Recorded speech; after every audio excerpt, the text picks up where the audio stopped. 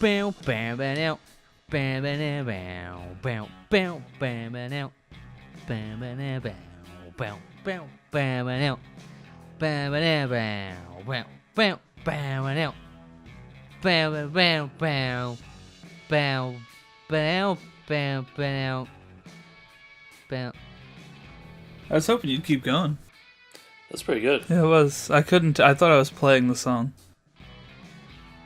You don't have to mock me. I wasn't. Yeah, whatever. So, welcome, ladies and gentlemen, to the Nailed It podcast. This is... Yeah, they're doing another one of these. Yeah. So, is this the February one or the March one? No, this would be the February one. Okay. Happy Valentine's Day. Yeah, we are absolutely on the time. most important month. Okay, The how can you forget? the shortest? Yeah, this is indicative of the problem. I saw a really good meme recently. It was a Game of Thrones calendar, and Peter Dinklage, who plays Tyrion Lannister, was on the month of February, and he tweeted it, and he wrote, "How dare you put me on the shortest month? This will be remembered." What a little Dickens. That's cute. Yeah, I like love Peter Dinklage, man. that. Yeah. He's fucking great.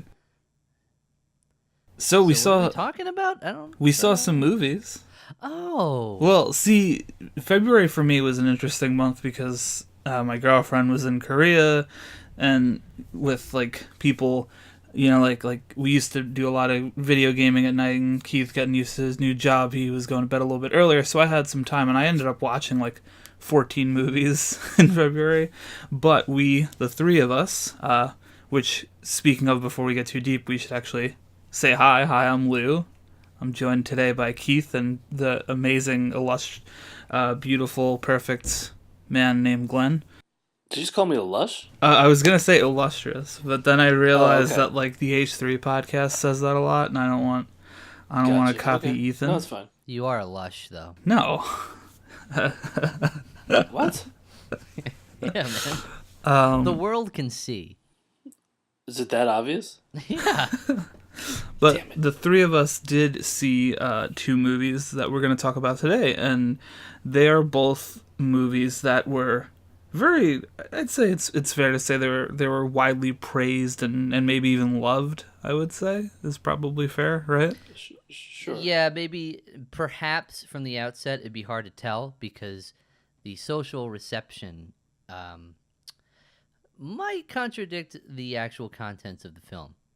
Might. And speaking of social, you know, we would be silly to not mention the fact that both of these movies have that in common as well. They're both big social landmarks, if you will, in Hollywood or in filmmaking.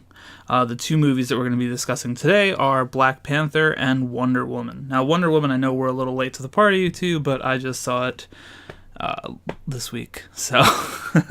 Well, this is going to be a very important podcast. We're going to be discussing two important movies. One of them that just happened in February, and the other, we're going to see how it stacks up with the other most important movie. So, I guess we'll start off with good old BP. You don't want to do ladies first? I say we save that one. Okay. Cool. Cool. All right, it's already done, okay? This one That's is fair. more important arrest. That's fair. Okay. All right. Well, So let's in the sake let's of start. the off. season, It is let's get right into it. and Let's it's get right into more it. recent. All right. So, gentlemen, let's talk about Black Panther. What'd you think? Black Panther. Well, can I just say, spoiler alert. Yeah. Spoiler alert. Yeah, that's probably a good idea. Spoiler alert, my bitches and pricks. It ain't no 97% fresh. It ain't no 4.5 or 5 stars for damn sure. Before we make that statement, I'm going on Rotten Tomatoes right now just to make sure that it's still. Yes. Okay. So It didn't get to currently, 100 yet. It should be. 102. on the tomato meter or tomatometer, I don't know the vernacular. It is a 97. Tomato. Yeah. Sick. Tomato. 97% fresh, obviously. The average rating is 8.2 out of 10 stars. Reviews counted 353. Fresh reviews 342. Only 11 rotten reviews. 11? Yep. Critics' consensus: Black Panther elevates superhero cinema to thrilling new heights while telling one of the MCU's most absorbing stories and introducing some of its most fully realized characters. Now, on the flip side, the audience score is 79% liked it. Average rating is 4.1 out of 5 stars, and user rating 69,583. Still pretty. That's still a lot higher than I would have thought. Should people not be terrified? But I guess Right. well, let's just get into. Wait, are there still reviews posted? There sure are. But like, Just I just want to. what's like the cringiest comment you can find? I want to make one other quick statement. A little movie called The Shining, which is probably one of my favorite movies ever, Okay, I see what you're doing. Can you stop already? is Can you rated stop? 87%. Can you stop? Okay. Irrelevant. I just want you to know 87%. So this is 10% fresher than The Shining. You want a cringy audience thing or a cringy critic? Yeah, the movie that's got to be better than Casablanca. Okay, but the audience or the critic? Which one do you want? I honestly, either or. Get one of each, Okay. Yeah, one of each. One of each. Okay. and then find like one of the unicorn negatives, and let's see if let's see just how horrible a person they are. Speak the truth. We might make a cut here. Just right down the wrist. Yeah, just Black Panther. We might make a cut here and then skip right to Wonder Woman. Okay, here we go. This is a critic review for Black Panther. The identity politics provide a fresh spin to the genre's increasingly tedious narrative formula. I hate narratives, to be honest. Like, Yeah. Okay, and a rotten critic. All right, there's only 11, so this is pretty easy. An insipid, soulless, and overproduced bore. Whoa, clearly a racist. yeah. Oh, it is a white guy. I will eat my hat. Hey, Jeff Beck's on here. I don't think it's definitely not the guitar Jeff Beck, but his name is Jeff Beck. No, it might be. Black Panther was certainly an intriguing idea, but with its fundamental defects, it just isn't able to achieve the heights it desperately tries to reach. Well, I mean, that person's clearly a racist. So, I think we can disregard that one. yeah, I would just throw that out completely. The very top one on the page is Jordan, and it says, Black Panther doesn't live up to the hype. Also a racist. He's not comfortable with himself. Okay. Anyway, so that's just a little bit of a... He didn't. Well, what's a cringy user Oh, yeah, review? let's find those. Okay, audience score. It's real must-listen radio. Okay, here you go. The how top well one. Prep work on air. Josiana L. Best superhero movie of all time. 3 exclamation points. Is there a... That's the whole thing. That's it. All right, That's let's the do whole this. thing. Let's move. Let's no more. I mean, from reviews that I was reading, you would think that the 3 greatest directors of all time were resurrected from the dead. You know, like Kubrick came back. I still do. fucking- I think it's an important comparison to make that a movie like The Shining, which is something that people analyze to this very day, that people teach in film schools, and a movie like that is... I'm sorry, like, I think 10% is a significantly lower grade than this movie. Well, that's the thing. You can kind of try to excuse it all day by saying, well, it's just Rotten Tomatoes. You know, these are just Right. internet websites and people talking. Well, okay, but a lot of these are contemporary critics who are voicing their critical opinions on a film on this format. So, honestly, as easily accessible or easy it is to write off as, I guess, a format, you can't really say that either. I can't say, like, at best, this movie should have been just another Marvel popcorn flick, you know? Agreed. And So- frankly, let's just get this out of the way right from the start. I mean, I think it's nothing more than just an average Marvel movie. I think it's an average Marvel movie that is just populated with people that are not of the norm in those movies, if you will. Not necessarily saying that white superheroes are better. We're not turning this into like a racial debate, but Or not? I don't intend on it. Oh! I'm in the wrong podcast. Oh, shit. But to me, a lot of the narrative elements and story beats of this movie just reek of the typical things that you would complain about from a Marvel movie. And really, from my perspective, like, I don't see this as any better or any worse than Thor Ragnarok. I thought Thor was better. Well, let's go into the story. Let's just go right into the story. In terms of the story, just discussing the screenwriting, the plot, it starts off pretty. I'd say it started off pretty good. I thought it started off well. It had a nice summary of, you know, what Wakanda is, and it's essentially, if you haven't seen it, it's well, how would you describe it? It's kind of like a technological paradise that's hidden in plain sight with technology, and this society but more importantly, is they're explaining that the way they get the technology, Right, or the way they create the technology, is all from this element that essentially crashed from the sky. vibranium. Vibranium. Yeah, vibranium. You might know vibranium from Captain America's shield. Right, so there's something it did. But in general, they pitch it as a society that's very close-knit, that they've kept to themselves, and that they've prospered for it. And now we're getting into the current day, the current year, and they're going to be finding it harder and harder to do that. That's kind of where the movie starts. Or wait a minute, does it start? Now I'm getting confused. Does it start with the... It started with that flashback to Started in 1992 in Oakland. It did start Yeah. with the flashback. Yes, there was a flashback. with Michael B. Jordan's dad. to this guy.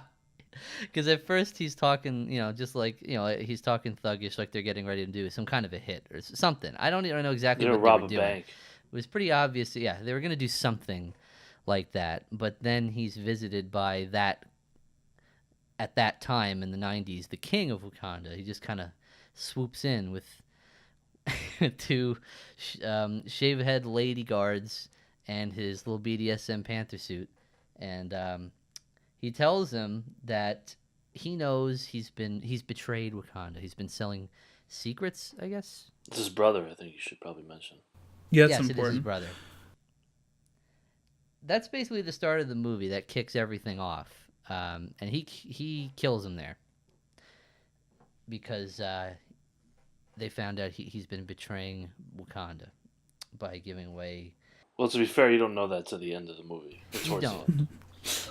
That's You okay, just that's, spoiled the spoiler. Just spoiled the spoiler. You kind of don't know what happens. It's kind of It's muddled. I think it's I'm implied mixing though. up a lot. Yeah, Because you but I it's- think you know. it's you confirmed hold later. on young Michael B. Jordan at the end of that, right?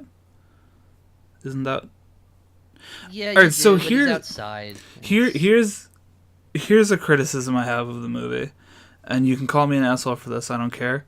Like, and I think I said this to Keith too when we were leaving the theater. I felt like I was forgetting that movie, like, as it was happening. Yeah, it's very it's very. It's meaty. There's a lot happening in there. No, I don't know. I don't even know if it's that. It's just it's very unremarkable. It's a very unremarkable movie. in general. It's like the type of thing, like there are movies where a setup at the beginning of the movie happens and so much shit happens that you almost forget about it, and when it's revisited at the end it's like holy fuck. Like Interstellar, for example, like the thing with the bookshelf. I'll keep that spoiler free for anybody who hasn't seen that movie, but the beginning of the movie they mention the bookshelf, and then all this crazy shit happens, you forget about the fucking bookshelf, and then at the end of the movie when the bookshelf's reincorporated, it's like fucking, I know Keith's not in love with that shit, but that fucking exploded my brain when I saw that the first time. Right. You know what I mean? But in this one, it's like I forgot about that shit, and then when they revisited it and gave that kind of reveal, I was more or less like, oh, okay. Well, again, it just seemed pretty obvious where it was going. I don't. The thing is, I don't know if I can agree with that entirely. I just don't think a hell of a lot really happened. That's my biggest problem with the story, is that, there's not really a whole lot of superheroing going on in this movie. It basically feels like a Wakandan civil war. Yeah. Ironic that he was introduced in Captain America Civil War.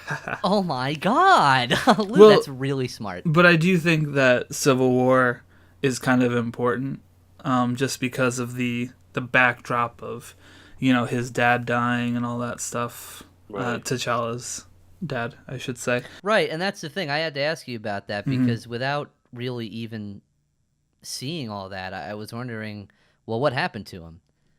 Well, that was in that. Yeah, he exploded in that the UN There's building. one brief flashback to it in the middle of the movie. I mean, to be fair, Black Panther isn't thoroughly explained at all in Civil War. He's kind of more or less just... I mean, Civil War, on retrospect, the more I think about it, was kind of a horrific mess. Really?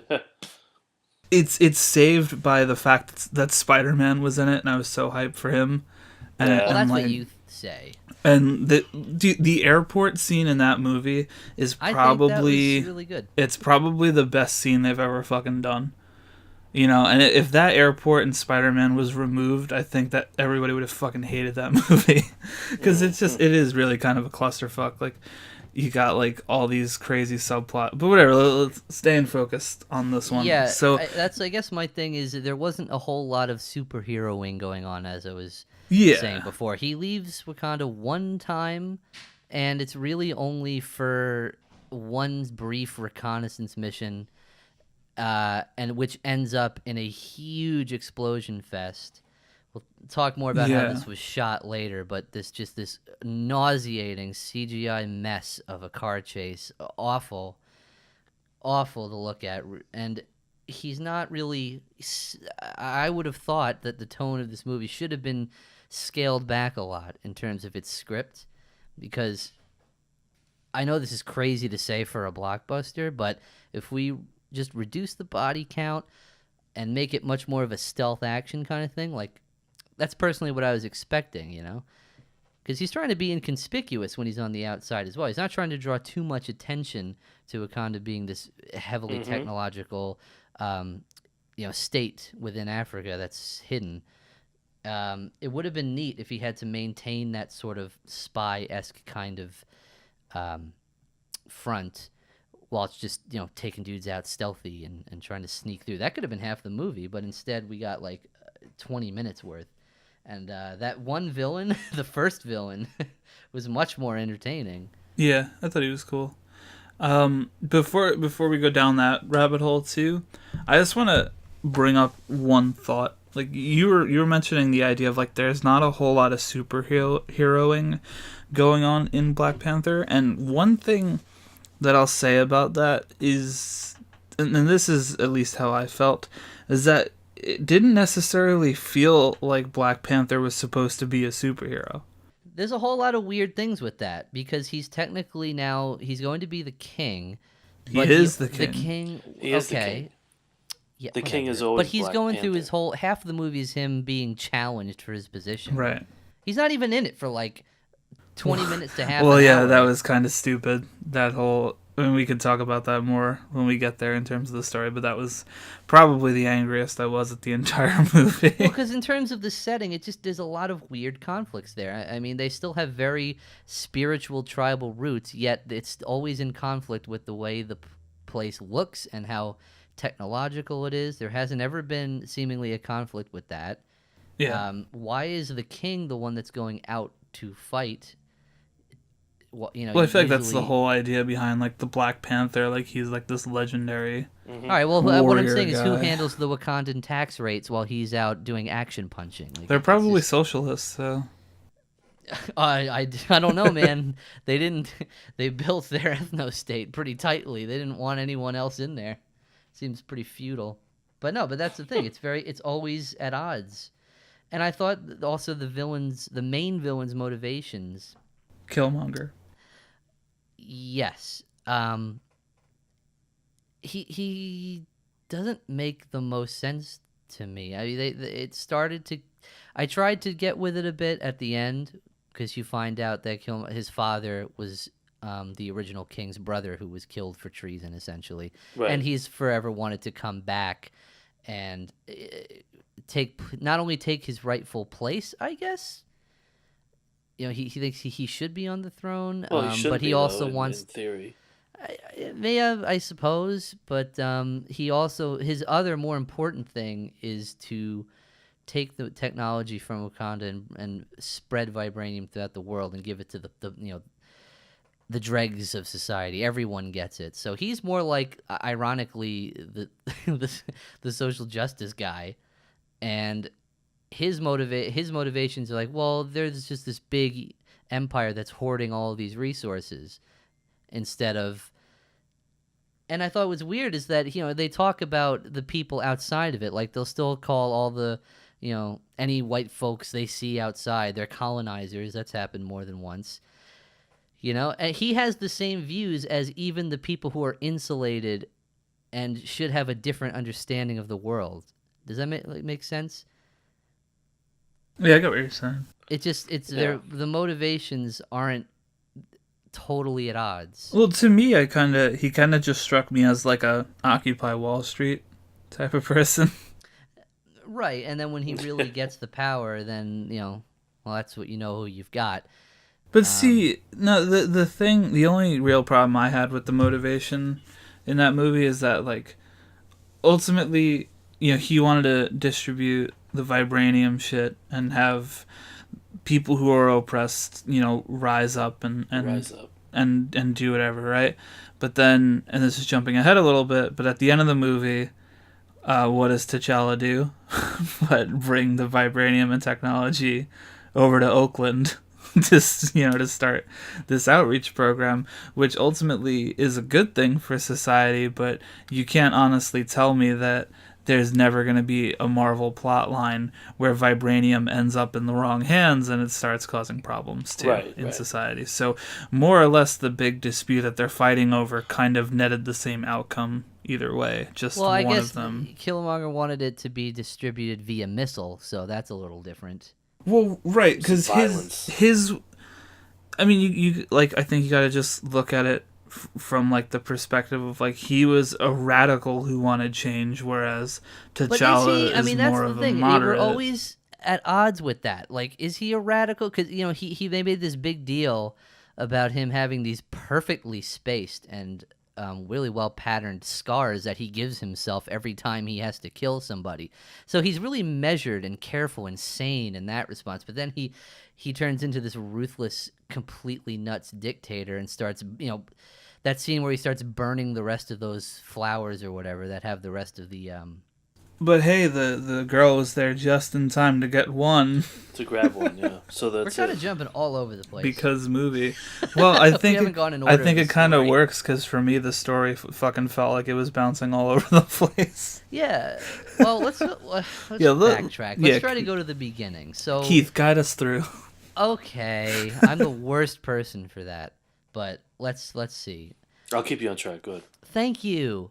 A lot of the beginning of the movie after that flashback is the first scene is a primary action scene, right, where they get who was she again? She's not his sister. She was like his love interest. Yeah. Yeah, his love interest. Yeah. I don't know Rescues her her name. from what's supposed to be a mission. that she was actually on. Oh, like the It didn't tell anyone. convoy. Yeah, it pulls her out of a convoy, and then they go back to Wakanda. It's cloaked essentially by, I'm assuming, some sort of hologram of mountaintops. Yeah, it's like a barrier. It's basically like it's something like that.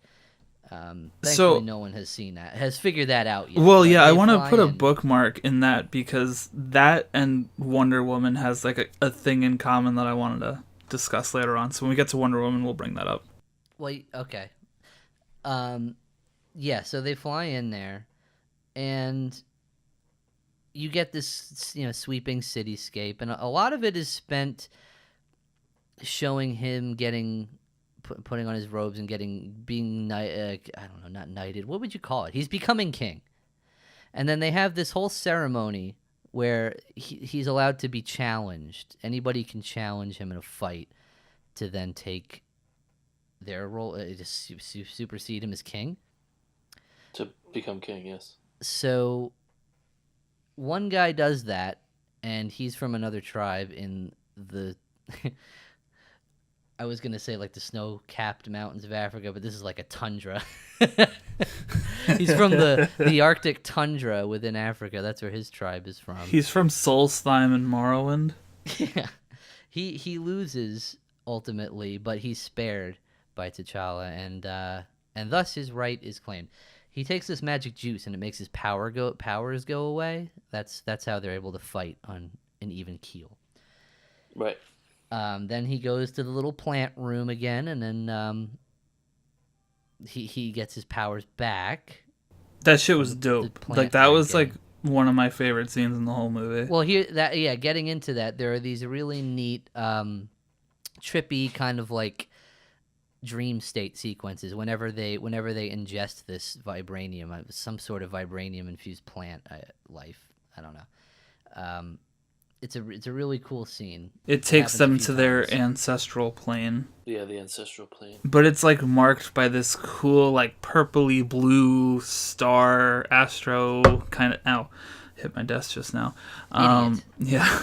But I don't know. I love the look of those scenes and the way they were put together. Those are hands down my favorite moments in the movie. So not long after that, he is introduced to another mission because somebody is going around finding vibranium and selling it all over the place, and they've got to find out this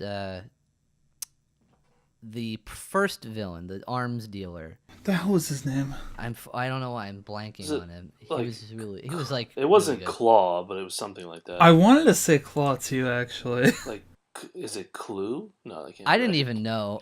It's I like- just thought like he that. was the more interesting villain in a stereotypical villain way. Oh, and there was that whole scene where him and the Killmonger robbed the museum. That you Yep. missed that. Okay. Well, I'm getting to that. That's basically what provokes them into going outside. Is that he's going to museums and finding artifacts, African artifacts that are actually vibranium laced, which again, no one really thought to check. No one found out. That's kind of odd. And he schools this white lady on his sweet knowledge of Wakanda, and then kills her. And then they take it, and they basically are shipping this stuff all over the place. That's the point, Glenn. But one of them is kind of a crazy arms dealer type. He's obvious loose cannon, and you kind of know where this is going for him. So he goes out, and this is one of the more frustrating parts of the movie because the lady, I'm just going to call her Lady Q, because that's basically what she was. That's Cherie.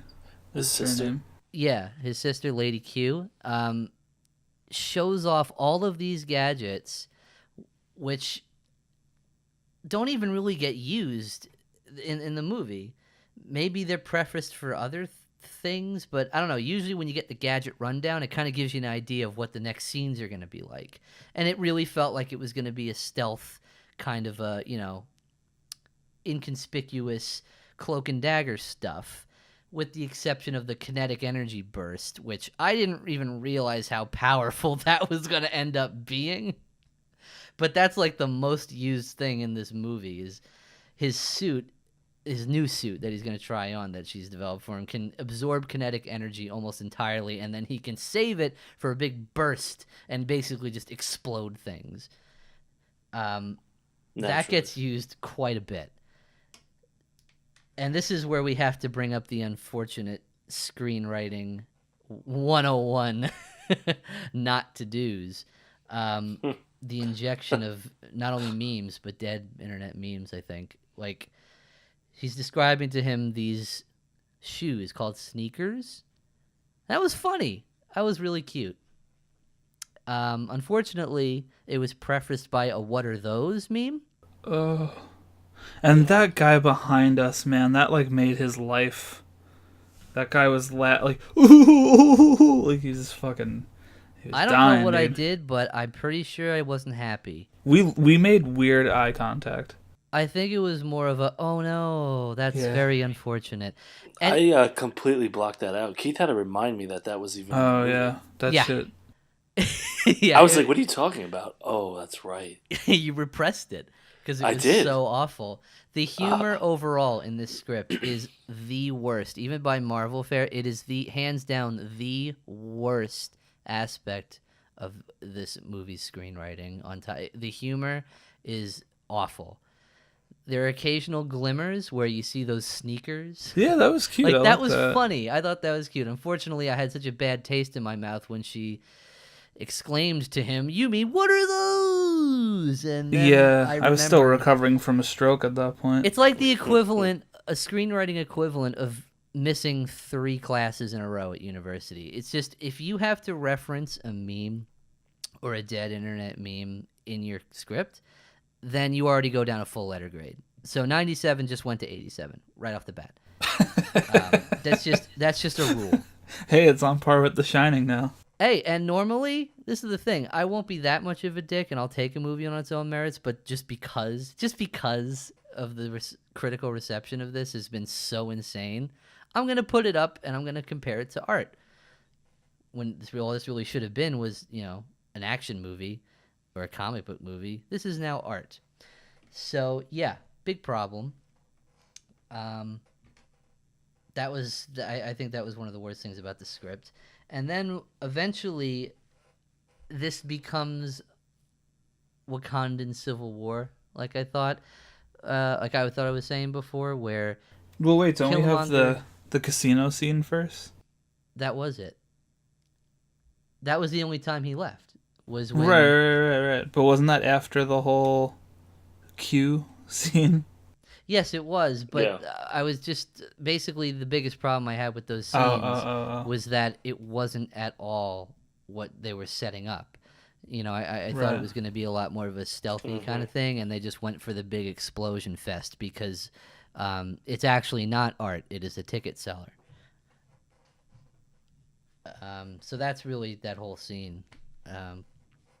I don't really know if there's anything else to add at this point. I think when the we get to the CGI presentation, Yeah. that's where it's really going to come out. Because just in general, the story in the script is, I think the tone was wrong for a lot of it.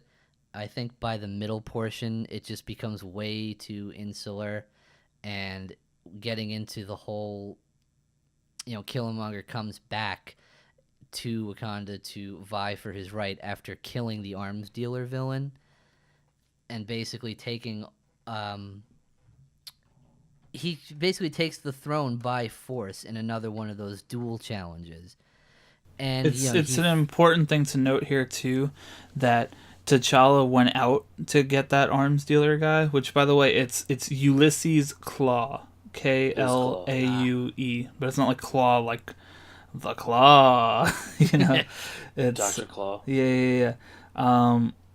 So T'Challa failed to capture Ulysses, and now this guy was really cool with T'Challa at the beginning. The guy, ironically, who did the lead in Get Out and that episode of Black Mirror, I forget his name, David Kill something.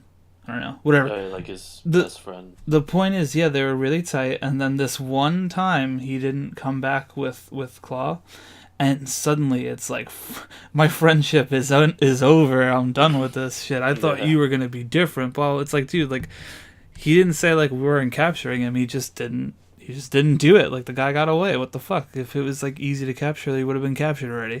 Yeah, the intention was there. Right, exactly. And like you can like you it's very obvious in the script that T'Challa is meant to just be like this golden standard of like a good person over there. Like he's not morally compromised, he's not conflicted. I really think he should be because he's bearing the weight of becoming king now. I think he should be conflicted the entire time. But ultimately Killmonger manages to capture Claw and bring him back, and that is like his foot in with usurping the throne. So I think that's an important story beat there. Yeah, I would have missed that. And frankly, I think it would have been more interesting if they had focused a little bit more on his internal conflicts. It seems like they're much more talking about they want to much better stress the internal conflicts politically of the state. And, you've got your hyper-nationalists and you've got your people who some of them, they just don't care or they want to see Wakanda help the other side, other people in the world, including other Africans. That is an important thing to say. They are completely insular even within the continent. They don't help anybody. Right. So, that they seem to be much more interested in that, and it's just kind of dry. Because they also can't really say that what they're doing hasn't helped them. I mean, they're basically, I don't know. Because all they're doing is really hoarding this element. It just seems that's the MacGuffin of the movie. It's not like they're people who are forced to colonize others simply because there's not enough land or resources or anything like that. They simply are living on this mountain that's providing life for all of them. So that's, I guess, the biggest weak point of the story is that I don't think it wouldn't make a difference if they are discovered or if they aren't. That's just what I thought. It just kind of, I don't know if you feel the same way. I mean, I definitely agree with the whole MacGuffin idea of the vibranium, and the fact that if you lived... is it infinite or it's finite? I mean, they claimed that it was like infused in everything when it landed. I don't know if it's regeneration. Yeah. I mean, they just show it's such a huge amount. You know what I mean? Like, I don't think it's infinite, but I don't think it seems like the smallest amount can do ungodly godly things. Well, I mean, put it in perspective with Captain America, right? Like in the first Avengers movie, like Captain America's shield was able to like bounce back Thor's hammer. So think about how strong that shit is. Yeah, and that's just a little, That's a little frisbee. So anyway, he usurps the throne. Well, he doesn't usurp because it's a legitimate right. They might want to look into revising their policies because it seems like he has a right to challenge because he's royal blood. Yeah. Right, and that's where the big, the big thing comes in. That was his other. Brother, blah blah blah, and they have another one on the mountain. Yeah, they have a big challenge fight, things. And you're assumed that, guys, you're assuming that T'Challa dies there. Oh my god, that was so insulting. Guys, cue the... I really hate to spoil this moment, guys, because I mean, I thought the movie was over. But yeah, T'Challa gets thrown from a cliff to the depths which you cannot even see. And remember, he's taken away his godly powers. His Black Panther powers have been stripped before the fight. Mm-hmm. And he's hurled from a height that you can't even see the bottom of. Yeah, all I was thinking in that moment was, wow, how is he in the trailer for Infinity War? Anyway, we go for... Oh no, he's dead. Oh my god, no. I think it's like 20 to 30 minutes of the screenplay that is just completely absent of the guy. Well, he died. It's as if we really don't know what's gonna happen. Yeah. And it is so ungodly slow that I really started to lose it there. Because I did honestly think the first 20 minutes of the movie was, okay, this has potential. And then once I heard what are those, then all right, I'm done. It's gone. You can't. Well, you save it. were really freaking out at the car chase scene. We'll get to that. But that's where all the problems came up. You know. Yeah, I agree. They I didn't agree. know what this movie was supposed to be, and it probably changed halfway through production. It's basically just an explosion fest. It's very superficial. And But anyway. halfway through it, the main hero isn't even there. He's absent while 'Cause Killmonger he is died. now king and is wreaking havoc on the land. He's For people who respect the process so much, they're allowing this to happen. he's Kingmonger now. Oh, yeah, he's Kingmonger. There's a scene where after he gets the power back, he what is it? He issues an order to burn that garden that has all of the plant, the vibranium infused plant life, which they drink from it, and that's what gives them the power. He orders it all burned because there ain't gonna be no kings. And effectively, that kills his lineage. Like if he has a kid or There's, something. I mean, it is the most ridiculous, self-destructive, thoughtless thing. Even for a tyrant, it's like completely ludicrous. It's just a stupid move. But this happens just before.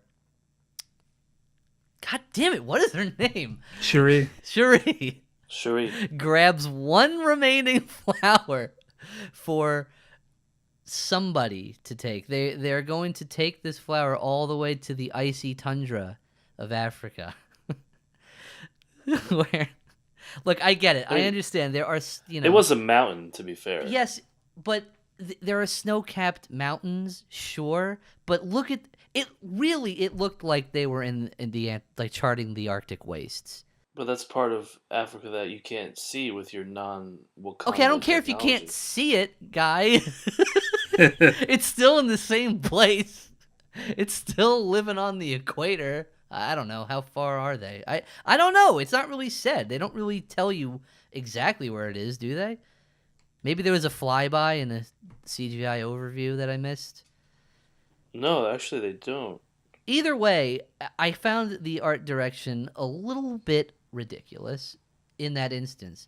And they bring this flower to the tribe, the head of the tribe that was originally defeated by T'Challa in his first fight. Before he became Mabaku, him. I think was his name. And I actually really loved that guy. Yeah. He was really awesome. I kind of wish he was in the movie more. And they're like barking and shit. That's fucking cool. But like their impression, they wanted to give him the Black Panther power, assuming that this guy is going to help them. The guy that completely disagrees with any of their leadership to the point that he was going to fight the crowned king. Potentially They want him kill to help him. us. Really odd. I guess that any port in a storm, right? That was their thinking. However, instead of then taking this, because their honor runs so deep, he actually then shows them, after letting them rant for a while, that they rescued T'Challa. They found his body. He's comatose, but he is alive. Some fishermen just kind of found him. I guess he flowed upstream from wherever the hell he was Up the thrown mountain off. stream. Went up the mountain stream, and they just kind of found him. They've got him Hey, chilling that's what back there. salmon They do. got him on ice back there, literally. Mm-hmm. And so now, hey, okay, let's give him the magic juice, and then surprise, he gets back up. Which to me was just absurd that this dude would just, right after they offered it to him, he would just stand there and let them give him the flower. Well, T'Challa. okay, I will let it slide because yes, let's say they're very honorable people, and it runs really deep in them. Okay, fine. That doesn't give you the excuse to make a vegetarian joke either. Big problem. Yeah, there's a little offhanded joke where they say, we're gonna feed you to our children or whatever. The white guy that's there, because it's what you do. It's what you do. And then there's a little uneasiness, and then he's, I'm just kidding. We're all vegetarian. Like, what the fuck? You even have a concept of what that is? Have you ever left Wakanda? Moving on. He's back. T'Challa's back in action. And he's ready to take it to Killmonger's ass. although he doesn't actually really fight him until the very end. There's a lot of fat rhinos running around and bashing into CGI ragdolls. That was pretty... I did actually unironically enjoy that. I thought that was pretty funny. Fat rhinos. They breed these really fat rhinos, guys. They're really big, fat pigs and rhinos. Nuts. That scene just screamed like we want to be a big Game of Thrones battle so bad right now. Yeah, and that was... It all ends in this final climactic fight where the nationalist people are fighting the allies of T'Challa people. The only people that really change, I guess, is the Royal Guard turns on him. I'm assuming they're a type of Royal Guard. They're a bunch of it's just shaved heads of African lady shaved heads of just and they fight with spears and it's they end up actually fighting Killmonger more than T'Challa does. 1,000,000%. And I can't even tell you how they ended up here because I just don't remember. It's a fever dream that I have now of just motion blur and unpractical effects and really awful fighting. And then they wind up on the train. They fall through the thing, remember? Like the whole battle's going on. Lou. They fall down into the mine with the mine car. I'm telling you. Well, tell me.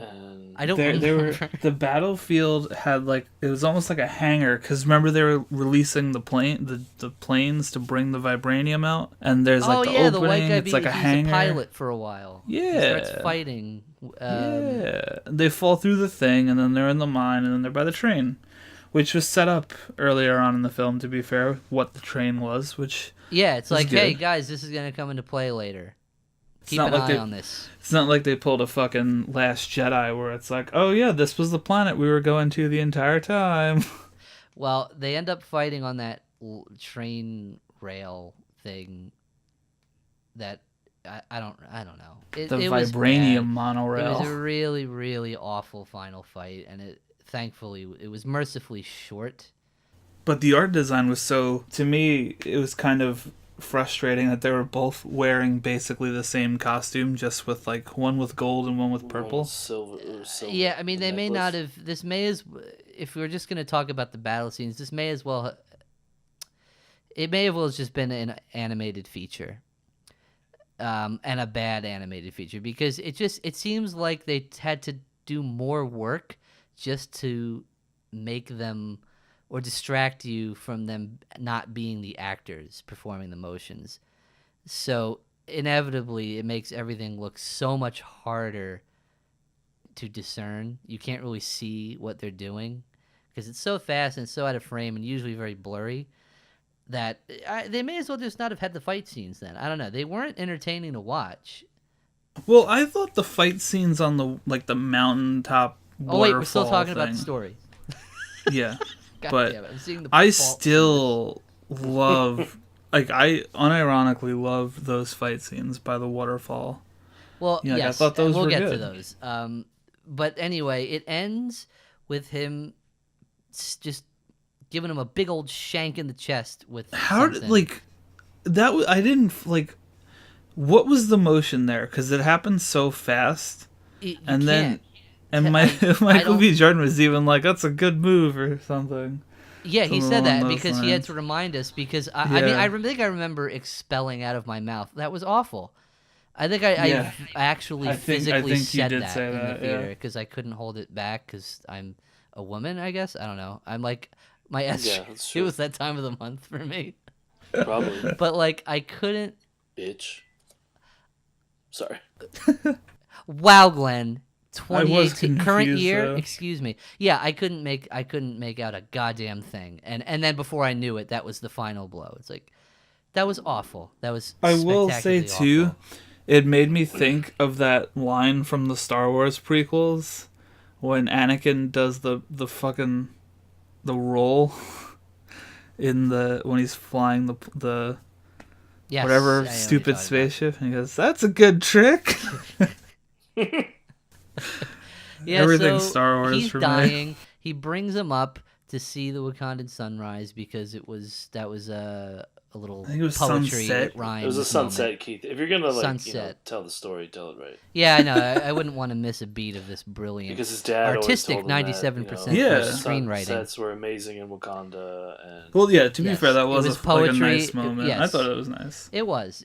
I think that does help show that T'Challa is actually, human. Not that I was really conflicted with him anyway.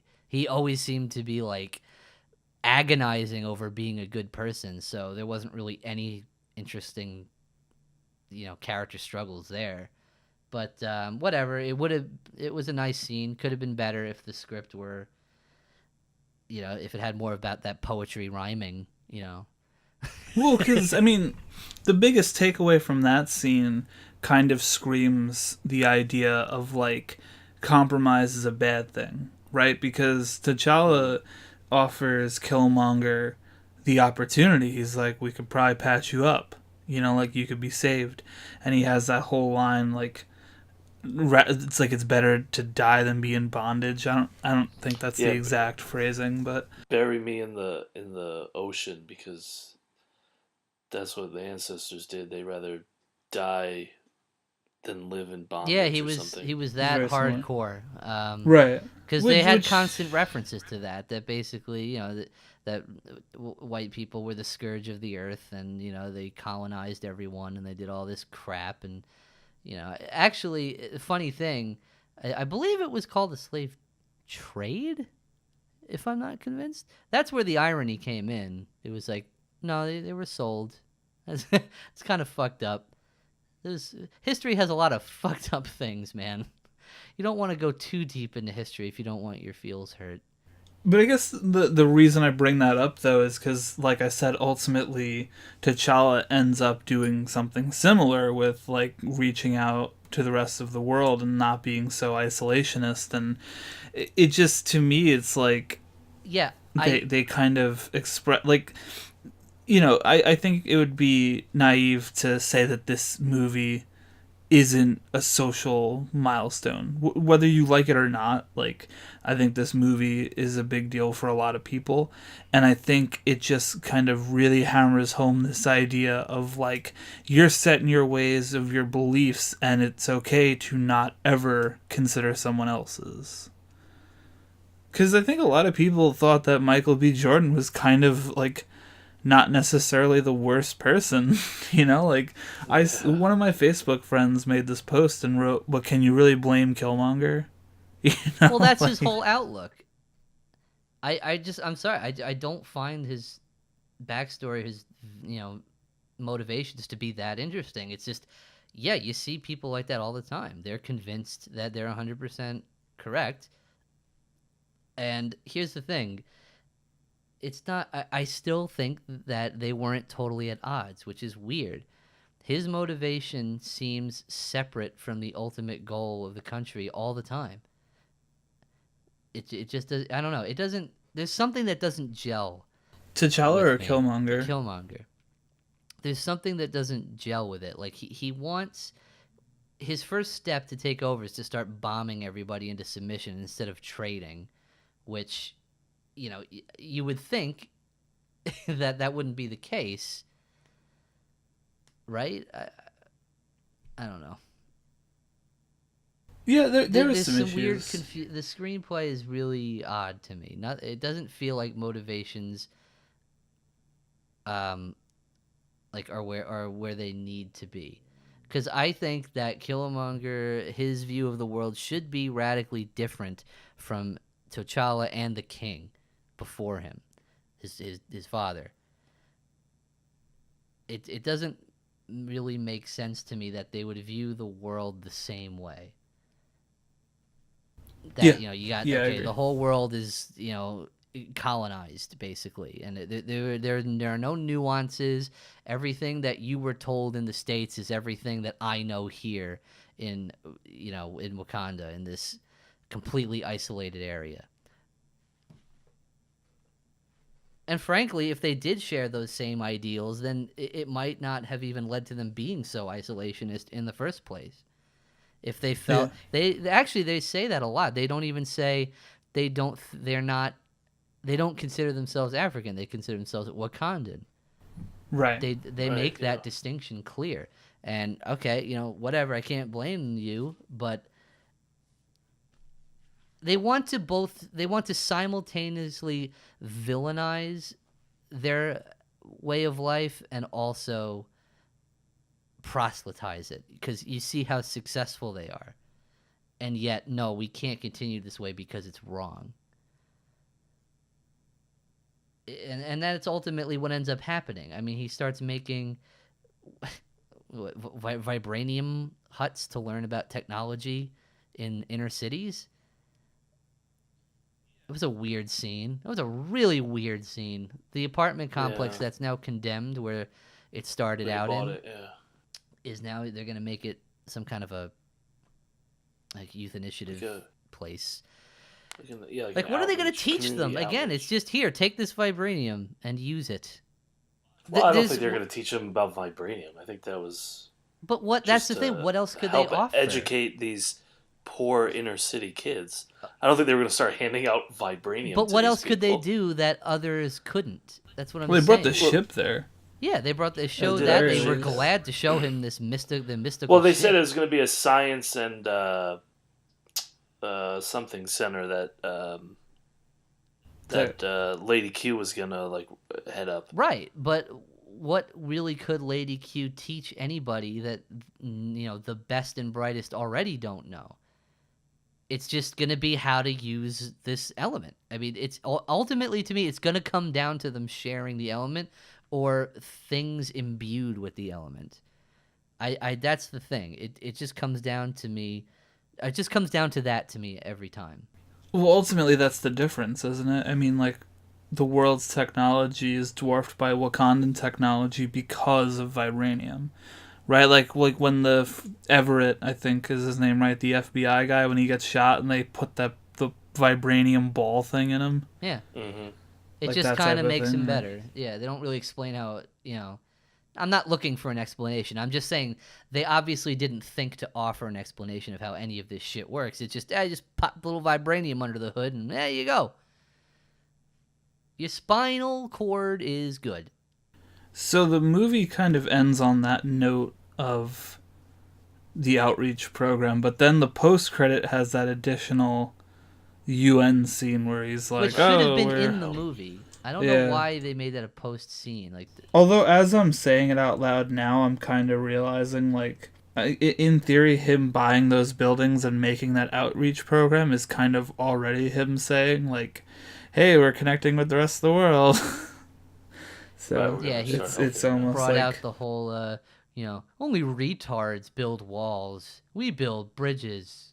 You're going to be... I don't even remember who said that. That's a quote from something. It's not from the movie. I don't remember where it's from. But wasn't it yeah. someone in reference to the Berlin Wall?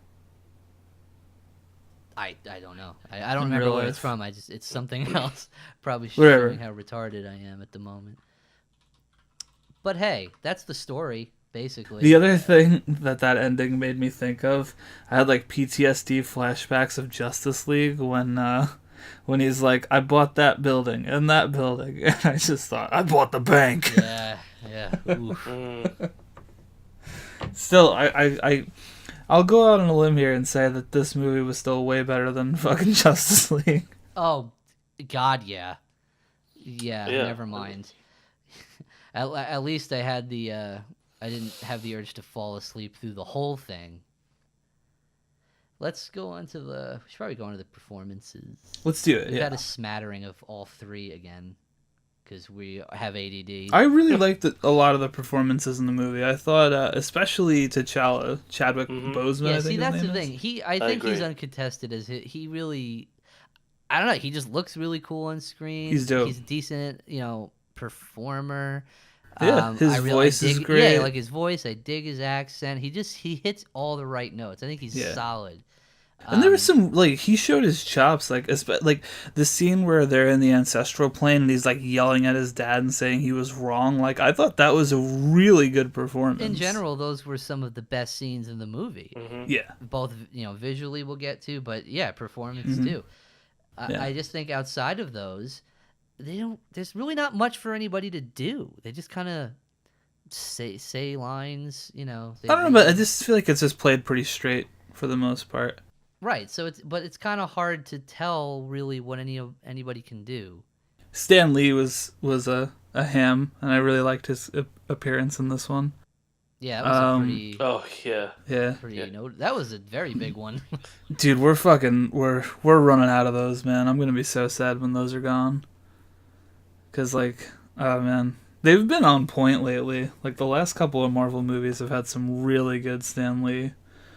Especially the Spider-Man Homecoming one. That might have been one of my favorite ones ever. But I like, the thing is, like, even though they gave her some cringy humor, I really liked Shuri. I liked her kind of quirkiness, if you will. I mean, albeit I think she kind of was just given that typical, like, oh, I'm the smart techie one, you know, like, so there wasn't, there's no new ground broken there, but I still liked her. I liked her presence on screen. And Michonne, too, like, I thought she was really cool. I mean, I like her in The Walking Dead, too. She's probably one of the only characters I enjoy at this point. Well, here comes the other thing. Sure. There's this weird thing with the accents in the movie.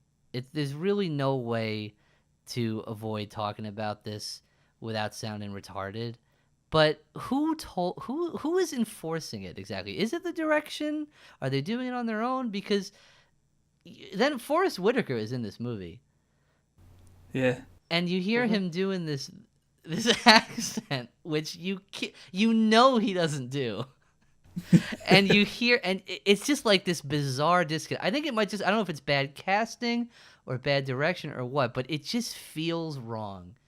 Well, Forrest Whitaker has become like the old guy that knows things. Like, really? I feel like couple roles Oh, I guess you're right. Yeah. He was in Rogue One.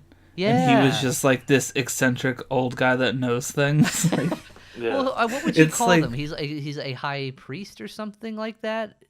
Yeah, in this movie, witch doctor. Yeah, something. I guess that's the only way to put it. Yeah, but there was a lot of them. I think they were kind of struggling to deliver their lines while maintaining this accent, because a lot of the writing is very, like you said, it's very straight forward. And it's very English dialogue. Well, so okay, and now right. That to me brings up one of the biggest issues I had. Is like the moments where they would slip into like their native dialect.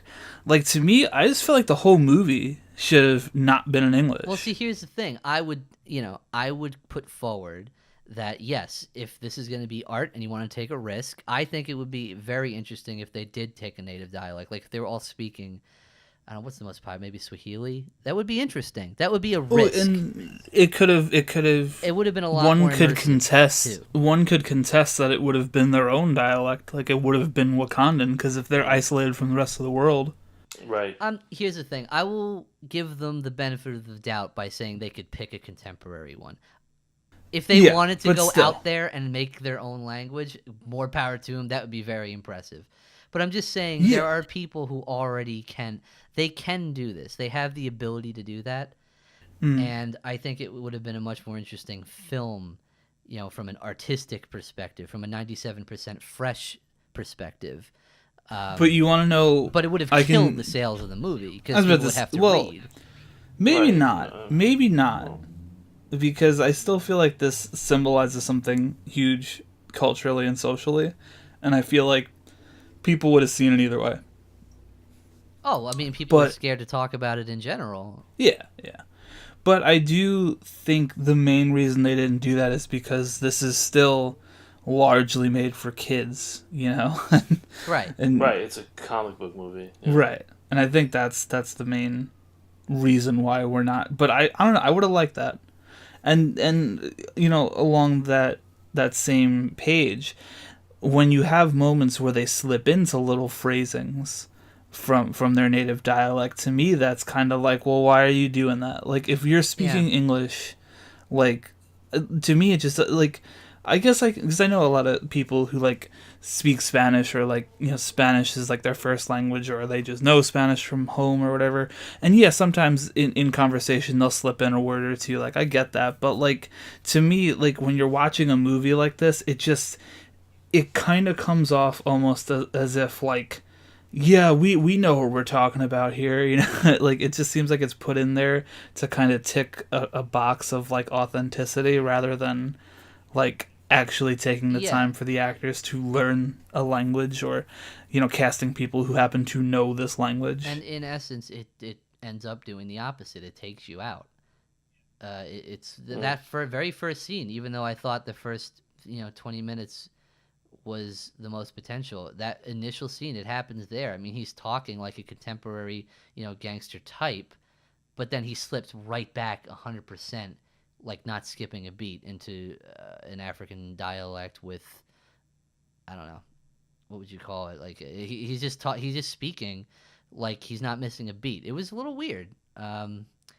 Because to me, an accent like that isn't gonna go away. You know what I mean? Like, you get someone who Yeah, because he wasn't has an raised English there. He or a was Scottish spy accent. Right. first, and then Like, he take someone from defected like, internally. with an English or a Scottish accent who lived 30 years in Europe and now lives in New York for 10 years. Like, you think they're gonna be talking like a New It Yorker, can or you happen. think? It's possible. Some people are very fluid in how they change, but most aren't. Most don't lose it. And Plus, he why would would have- you want to get rid of that accent? That accent's kind of badass. I know it is actually really cool. That I just wish they'd have stuck more to the authenticity. Yeah. Though. But yeah, that was my big thing. I thought generally there were some pretty good performances. I really liked the Claw. That villain was Yeah. just Yeah. in a generic villain way. Yeah. I was cool. thought he was He's good, yeah. funny and more interesting than Killmonger was. I knew that he was going to be going the way of the bullet.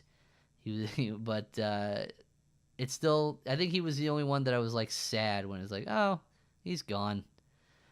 We're not going to see his Wow. crazy antics. In the prequel.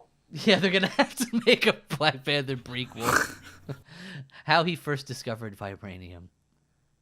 Well, he did kill a bunch of people in Wakanda Well, the first time. that first time, yeah. That's why that guy So I hated guess we him. could be. He never got over that. Well, he killed his parents. That was the whole thing. Wait, what? Yeah, Yeah, didn't he kill his dad or something? he killed his parents, so that's why that one guy had it out for him. So like when The guy from Get Out. when Killmonger brought him back, he was like, that I guy. love Okay, this sorry, guy now no, because he. I got the two. I didn't know what you were talking about. Those two different characters. Claw. Yes, Let's talk about Claw. I know, but I thought at first you said he killed Killmonger's dad. I'm like, what? No. No, he killed the other guys. Yeah, a little bit of confusion there. I'm sorry. We'll try to. I'm gonna put another scar in tonight. So how about we move on to the presentation? Because I feel like that's kind of a bigger... Yeah, that's the thing. It's been hard to topic. talk about the story and the performances without mentioning this movie's like mentioning presentation. Yeah. technicalities. Well, because, I mean, here's the thing. The movie is like 70% CGI. Oh my god, yeah, it's one So of it's those. kind of hard not It's to. one of the worst offenders out there, and Marvel is no stranger to doing this to even some of their best movies. But this was just, it was obscene. Some of the use of what should easily have been practical stunts are just, once again, you put in a claymation little CGI figure, dim the lights, and shake up the camera, hope we don't notice. I don't know who could take it seriously or who can even stand to watch some of these. Some of these scenes are, I think, unwatchable. The ones that I've been dying to get to and mentioning. This is cinematography and effects, okay? The car chase scene has to be the single worst Marvel scene ever. It has to be. It has to be. It is unwatchable. I don't know how people can sit there and say that's good. It is a blurry, garish mess, and it is so hard to watch and goes, to me, completely against what they were going to set up. I thought they don't even use the sneakers. He doesn't sneak ever. I don't know why they mentioned that. He yeah. uses his kinetic burst to blow the shit out of vehicles in Z space a hell of a lot. It's Which he had to be reminded. yeah, which we had to of. tell the audience once again, hey, this is how this works. Like anybody cares at that point. So there was quite a few problems with effects, like things. Even the very first action scene in 20 minutes, the first 20 minutes of the movie, when he's taking out the convoy, very Right. easily could have been practical and should have. Would have been a very interesting scene to see that done all through choreography of by stunt people. But even there, as dark as and it was hard to see. It was really dark. You could still tell this does not look right. Yeah, that one was just hard to follow to me. Like, just because it was, like, illuminated by those gunshots at that one point, and I was just like, it was bugging me out. I was like, what the fuck is happening? Yeah, and Black Panther is not the only one to do this. Of course, there are even Marvel movies outside of them. There are movies that are okay with this, where it's better for it to be unintelligible than look bad. I guess I don't really know what the psychology of the people who craft these effects are. I think it's just because, all right, well, it's cheaper and it's more convenient than, there are less moving parts, I suppose. That's why they do it. It's just more expedient. But again, 97% fresh. No, Black Panther is absolutely does not exclude that, and it might be worse than average. One other problem with the effects that I noticed is that they're trying real hard to keep the PG-13 rating, but they're not shooting around it, where they're all using like clubs and spears, granted imbued with vibranium, but they are still melee fighters. And this whole movie is virtually bloodless, and it's very distracting in certain scenes when they're really close up on something, like Killmonger at the end being stabbed through the chest, or they quite literally have a scene where someone's throat gets cut real tight on screen. Yeah. And it's just, there's nothing. There's nothing there. She just kind of falls. I'm dead now. Because that's how that works, right? They could have very easily shot around that or edited around that. So there was a lot of really weird inconsistencies with that. And there's fat rhinos in it. Banging into Did you like CGI. those rhinos? I did. 'Cause, I don't know why I found them to be really endearing, even though it looked like shit. Like, there are quite literally video games that seems to render. How'd they get that. the rhinos to do all that though? Well, that's the thing, Glenn. They actually aren't real rhinos. They're. I know this might be hard to tell. Rhinos aren't real? Well, rhinos are in fact real, but these ones were not. These are fatter, more expansive rhinos. Doesn't make sense. How could it be a not real, unreal rhino? You see, and that's what makes this movie so great, is that it makes you feel that way. Because the effects are so believable. Cinematography and effects are very spotty. There are things that look occasionally really good. Like we were talking about those dream sequences. Those really look awesome. But then when you see the flybys of Wakanda, you're like, oh, this is a generic futuristic city. Whatever. Like, it may have a few African-themed accents thrown over it, but it isn't anything you haven't seen 100 times. And granted, I'm not going to want to be the guy to have to reinvent another futuristic city again, but it certainly wasn't winning originality points to me. I think the costumes did a good job of influencing like the African colors and designs, but I do agree that the city itself isn't. I don't know. It just. I thought of Asgard. Yeah, it has its similarities, I guess. But even in the bad movies, I think the portrayal of Asgard was a lot more unique. Because the first two Thors are fucking horrendous. Oh yeah, they're horrible. So. But like, I can still remember I remember what Asgard looks like. Is what I'm saying. Yeah, because Asgard kind of had a level of like looking good. It's pretty iconic. With the Rainbow Bridge and all that shit.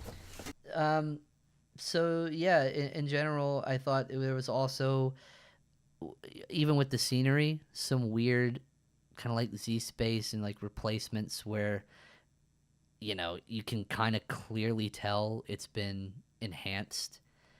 Even in the scenes where it's just them fighting practically, like the scenes that had the most attention to choreography, and even those aren't really that spectacular. They're over before you know it, and it's just kind of like smack, block, kick. It's kind of unspectacular, but at least they're real. At least the scenes where T'Challa's fighting to assert his dominance, at least those are actually practically done. Yeah, I really love those. I thought those scenes were good, and there was a lot of tension and drama. See, I don't know. I didn't feel it. Together. I thought they're probably the best looking because they were real. Well, he's not dying. You know what I mean? Yeah. But I don't know. You just have that like by the edge of the waterfall and all that shit. The colors were nice. There's so many people. I don't know. I like those. It was. I thought those were granted, good. We're looking for this stuff, but it was really hard to not see like. It's almost like Myst 3 or like those games like Myst 4. You ever play those adventure games where it's like it's a 3D, 2D world and they're just kind of like pasting video assets onto it? That's what the people looked like. Yeah. The shadows, I'll admit the shadows at least and the lighting was very consistent, but it was hard not to see hey, we copy and pasted a bunch of people and spread them on this mountain.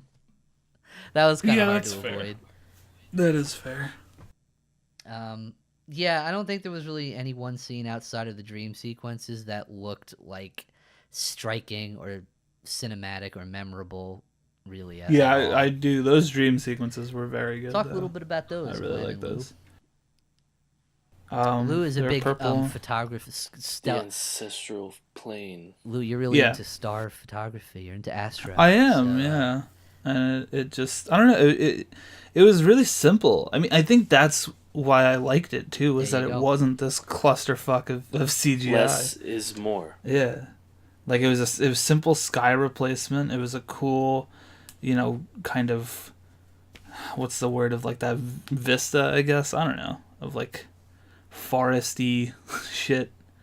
I'm doing great here, guys. The African savannah. Thank you, Glenn. There you go. Yeah, you got to. But just the effect. And what I really, really enjoyed was when Michael B. Jordan went to the ancestral plane.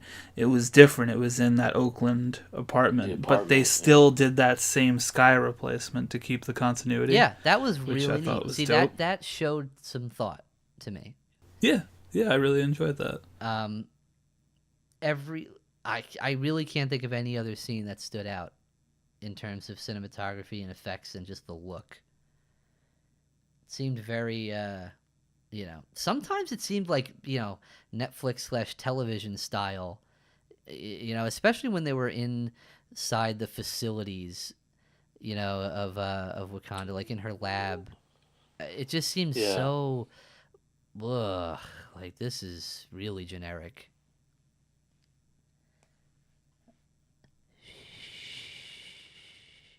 So let's what about directing and editing?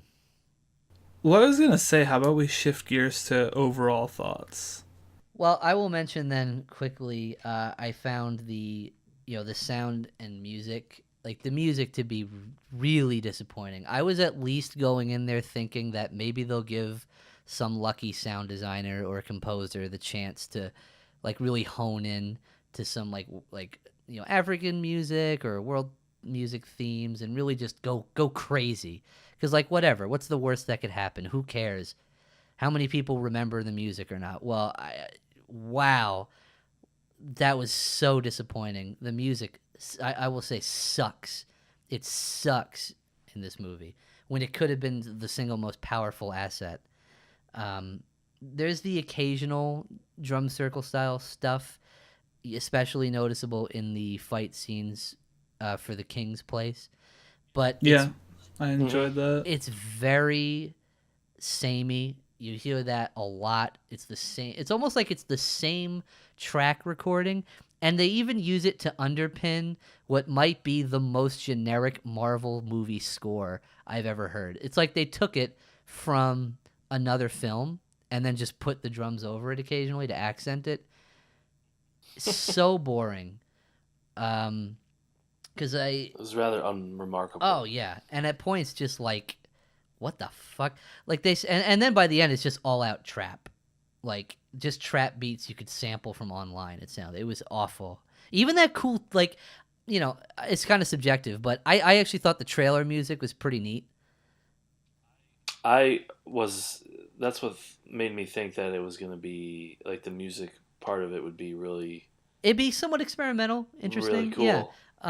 That isn't even in the movie. I know, that was super disappointing. And when he's like reigning supreme, when he has this big confrontation with T'Challa on the throne, Killmonger, he starts screaming, "I'm this guy! I have this right! Ah, blah, blah." It breaks out into a trap beat. And it's the most distracting and awful way to suck out all the power from the scene. It's so awful. Because I'm a huge fan of that stuff. They could have gone crazy with like flutes and reeds and some strings. And if anybody wants to know, I can even point to some games. If you got some video games that are doing better than your movie and the score, take another letter grade down. That's not to defame games and anything like that, but the standards, they're really not as high. They should be higher in terms of film usually. Far Cry 2 is a great example. If you look up some tracks from Far Cry 2, those are powerful, memorable strikes. Like every drum hits your chest. Like you really remember it and you feel it. And that should have been all the fuck over this movie, and it was so underwhelming. That's just one last thing I wanted to mention for presentation. I was really disappointed with the music. So, Glenn, what are your overall thoughts on Black Panther? I don't get the all the praise, I guess, for it. All the, like you said, the 97% there. I thought it was an okay Marvel comic book action hero movie. Nothing stood out to me that I'd be like, oh my god, that's so cool that they did that. It was just very plain to me. I don't know. I can echo that almost exactly. I found it to be... It wasn't horrible. I didn't hate going to see it. Yeah. I just don't think it was like... It was rather ho-hum to me. Yeah, well, there were parts that I absolutely hated, but overall, It wasn't a terrible movie. It wasn't a very good movie either. It was very unremarkable for the most part. Right. Very generic. Agreed. When it could have stood out if it had chose to. But yeah, in general, so much I potential. think they had to pull this, like, this annoying, just race baiting crap that nobody likes. Everybody hates it when people do that. But how else could they have made this stand out? I mean, that they had to do this because there's nothing else that can really save it. I just think it's at best another generic comic book movie, and sometimes it's a little worse than those. Mm-hmm. Yeah, I think it's pretty average. I mean, like, I at this point kind of look at Marvel movies like with a grain of salt because they're all kind of starting to run together with how often they release, and there's a lot of tropes and plot points, and I feel like if you start to watch Marvel movies like side by side, like you ever see that Red Letter Media video where they watch the first 3 Transformers movies at the same time? That was wild, man. I was even shocked but see, at that. I'm starting to feel like if you did that with Marvel movies, they might not look the same, but they would probably be hitting the same plot points at the same time. The same inciting incident happening at the same time, the same, rising motion in between Act 1 and 2, like the same high points and low points. Like, I wouldn't be shocked if that happened in those movies. And to me, just the biggest thing I think is the hype culture surrounding the movie. I think that kind of annoys me a lot more than the movie itself. Because genuinely there were moments that I really enjoyed. I thought the ancestral plane stuff was some of the cooler things Marvel's done in terms of like emotional shit in their movies. I thought the fights were pretty average / below average for Marvel standards. I thought the costume's cool. I like Black Panther's costume, although I wish that, Killmonger wasn't in the same one. Yeah. And the one that's really, right. I forgot about that. They just have a bunch of them, don't they? Well, there was two. There were two. They The referenced it earlier in the movie. the biggest thing I'll say though is that I am glad that this movie wasn't just like a setup for Infinity Wars, because I kind of thought the whole movie was going to be like Thanos stealing the Infinity Stone from them or something. Well, it might also but speak to their audience again, if they shifted gears, because I think you were saying that you're. Correct me if I'm wrong, but I thought you were saying that you weren't even sure if they were marketing this to most Marvel fans. Well, yeah, see, and that was kind of the last thing I wanted to bring up before we moved on to Wonder Woman. So do you guys have any other thoughts, or can I spin you this theory? Go ahead. So the biggest thing I noticed about the movie was there were no Marvel trailers loaded at the beginning of the movie. And if you've seen a Marvel movie lately, there's usually 2 or 3. And like when we saw Thor Ragnarok, like we saw the Black Panther trailer, we saw the Deadpool trailer, and I think we saw the Han Solo trailer. I know that's not a Marvel movie, but it's still Disney, so it's all the same shit. There were no Marvel movie trailers at the beginning of this movie. And on the flip side, when the credits hit, more than half the theater left. As though like they've never seen one of these movies before. Yeah. Because every single one of them has a post-credit scene. So to me, it kind of almost felt like this is not like the core Marvel fans. Like this isn't necessarily made for someone who's been, let's face it, these movies have been going on for like a decade now. You know what I mean? Like you have people that regardless of the movie are going to go out and see the fucking movie, right? Like people didn't know who Guardians of the Galaxy was, but it's a Marvel movie, so they're going to go see it. And I think this one, I think it was a very conscious decision to be like, hey, this is more about the social impact that it's going to make. Yes, and not necessarily it's more so much than about Marvel. Okay. Right. Okay. I mean, that's I can't dispute that. So I don't know where you guys saw the movie. When I saw it, they did do Marvel. Oh, really? Trailers. Before so the movie, We didn't have a I don't single know. one. Just to be fair, because I remember seeing Paul Rudd and then going as Ant-Man and being mad. That was. I like him. That's Ant-Man. different. How many? Was it just one? Or... I don't dislike Paul Rudd. I just never mind. I'm not gonna get into it. What don't you like about That's him? for another podcast. Well, he'll be in Infinity War, so we can talk about it then. Yeah. Okay. Which comes out next fucking month. Well, hey, F&A, I thought we wouldn't have as much to say about Black Panther, but that's why we had 2 movies, so let's go on to the second. But first, the meme of the week. Month. The Nailed It podcast will return immediately. Here's the meme of the week.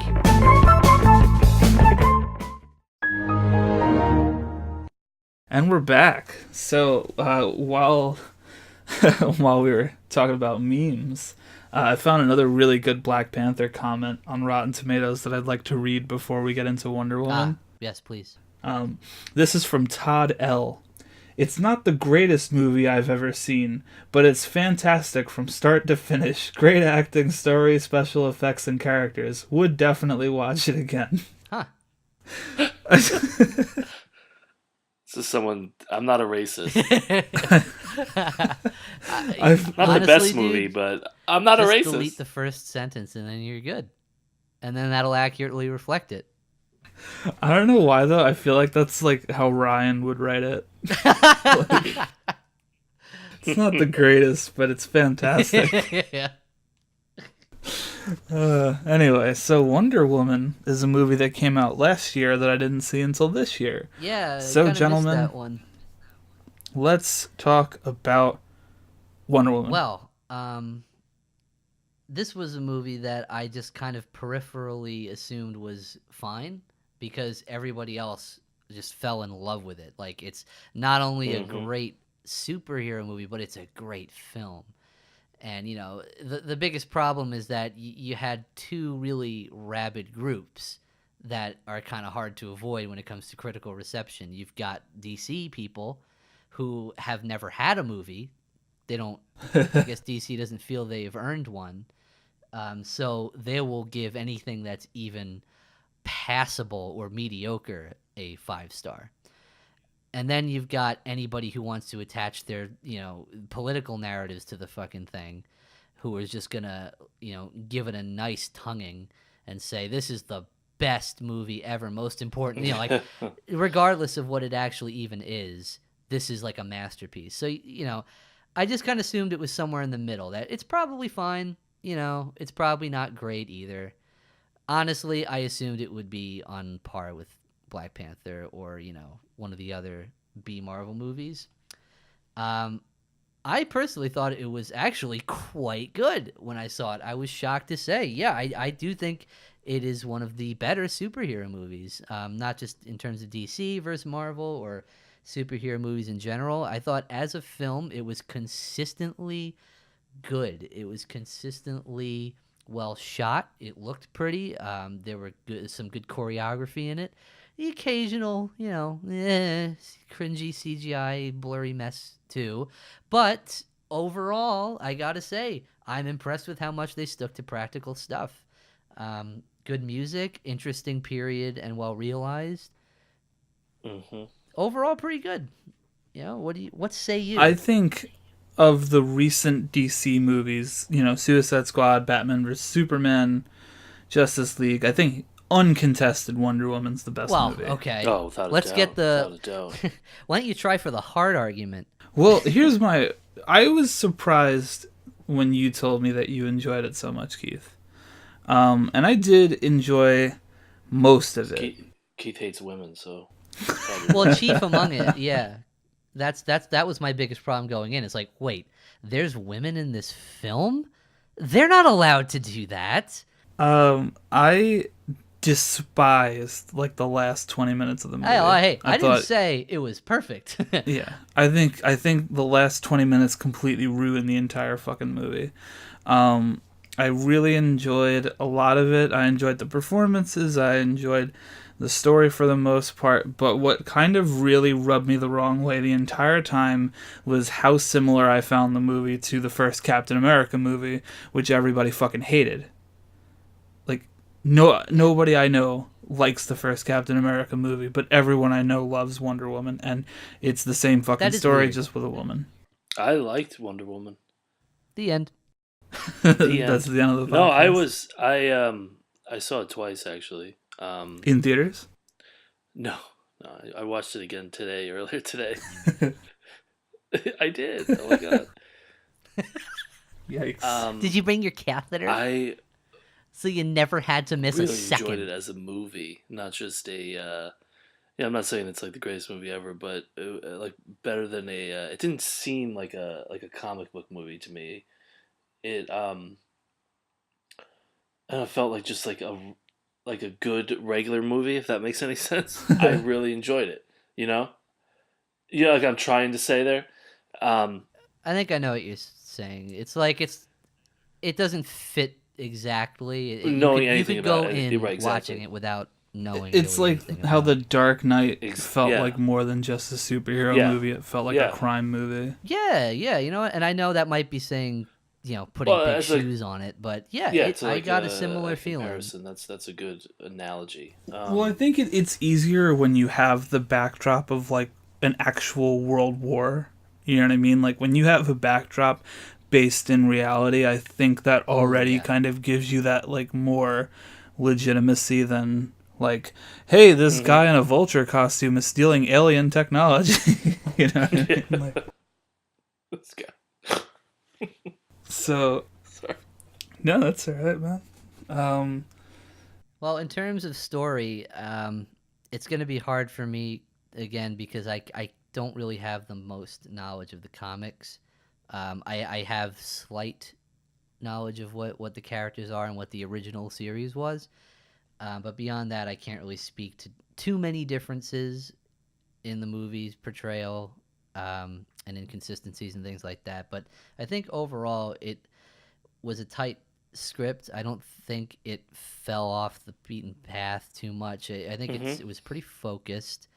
You know, you had a very good time setting up the initial island, which they're all, I don't know. It's very heavily influenced with Greek mythology, which I wasn't. You know, I didn't go in knowing how to what extent, but it is very. But they're she's basically a god. Spoiler. I think he's DC's Zeus. Thor. I mean, Zeus. She's like a demigod. He's DC's See, Thor. and that kind of goes back to DC's superhero problem that half of their heroes are fucking gods, and but whatever. Yeah, and see, I always thought that, you know what, DC, that's like, well, I guess except for Batman, but like Superman, for example. I mean, he's like the dictionary definition of superhero. You need him as the dictionary definition. That's basically how I view a lot of DC's heroes. Marvel is a little bit more inventive because I think they had to. So before we get crazy on that, I did want to bring up a thought I had about Black Panther and Wonder Woman, considering I saw them pretty close to each other. Which one's most important? No, but so here is a big problem I had with Wonder Woman's script. Is randomly a guy's plane manages to break through the illusion that hides their island, and then the Germans, sail through and discover this thing, right? Mm-hmm. And to me, I was like, okay, so this entire story is just based on a coincidence that these fucking people randomly found this thing in the middle of the ocean. Like, what are the odds? Sure. But then on the flip side, when I saw Black Panther, my thoughts were, how has nobody since the beginning of time accidentally stumbled upon Wakanda?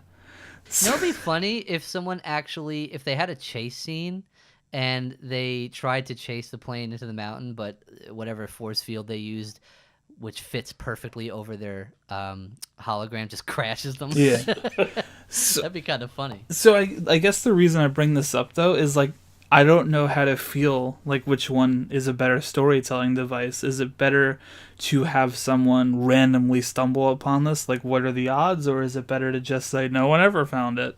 I don't know. I just thought it was an interesting... I think now we're going to... We could critique... You could criticize like hundreds and hundreds of movies on things like that. Yeah.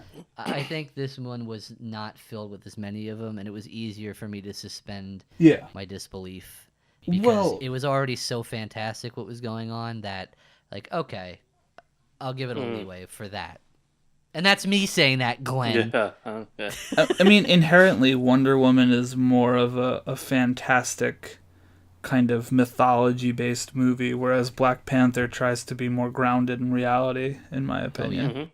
So quick story breakdown, I guess, right? We don't need to go crazy because everybody's fucking seen it by now, but you start out on the island, you have baby Wonder Woman, Diana, and she's wants to train, and her mom doesn't want her to train, and then she trains anyway. She trains with her mom's sister. So aunt. Wonder Woman's a little girl at the beginning, and they tell the mythology that her mom made her out of clay, and then Zeus gave her life or whatever. Yeah, that I was like, wait a minute, are they running with that?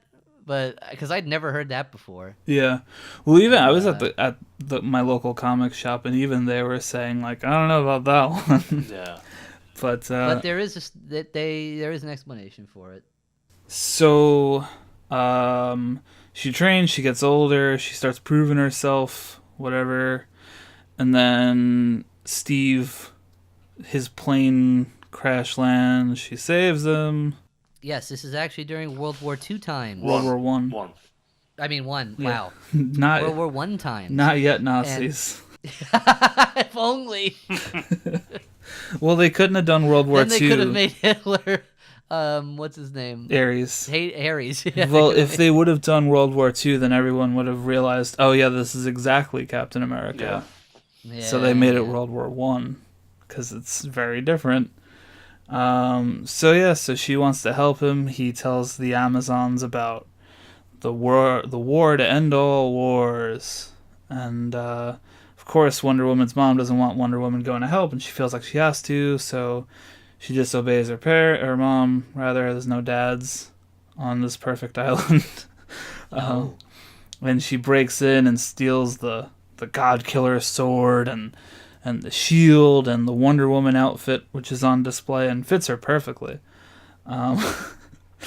Prophecy. Yeah, and then she bounces with Steve, and they have It fits her perfectly. It sure they does. have this. So I had a weird moment with my closed captioning. I watch shit with closed captions on. I don't give a fuck. Judge me.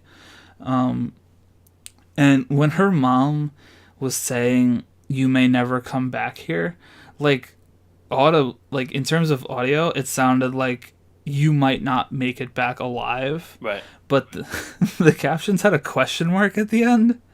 And, like, I'm sure that was just a mistake in the captioning, but it was really, I was like, wait, what? Like, I don't know, it just really threw me off. So anyway, we have a boat scene, which is really... We're calling you out, caption guys. Yeah, fucking fix your you shit. done fucked up.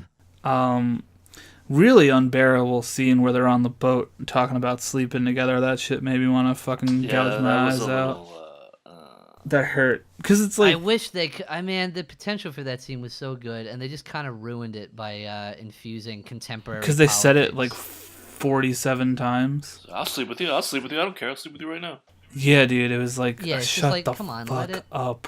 Let it just, end on its own accord. They just were driving it home. Or, like, too how hard. much better would it have been if she was just like, you can sleep here, and rather than, like, having this whole, like, debate on, like, roles and marriage and all that shit, instead of that, it just cuts to him, like, very stiff and awkward sleeping next to her while she's, like, super comfortable, and his eyes Marvel are, would like, do that. wide open, and she, like his hands are, like, above his head, like, I'm not touching her, like... Yeah, that's where some of the script falls apart, when they feel too pressured to infuse these really annoying, like, social jabs, like, Yeah. that are just completely out of place, Yeah. considering she's not even a woman, she's a fucking god. Right. And consistently, it's both simultaneously to her character arc and not, where she's a superhero who's expected to do superhero things,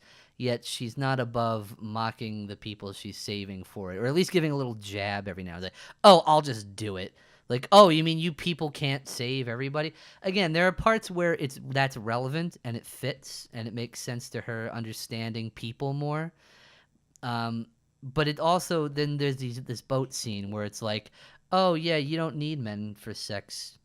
Those are steps. Oh, yeah, for That's pleasure. so cringy. It's like, what? Yeah. Okay, well, if we're talking about mutually exclusive, then you're not needed either.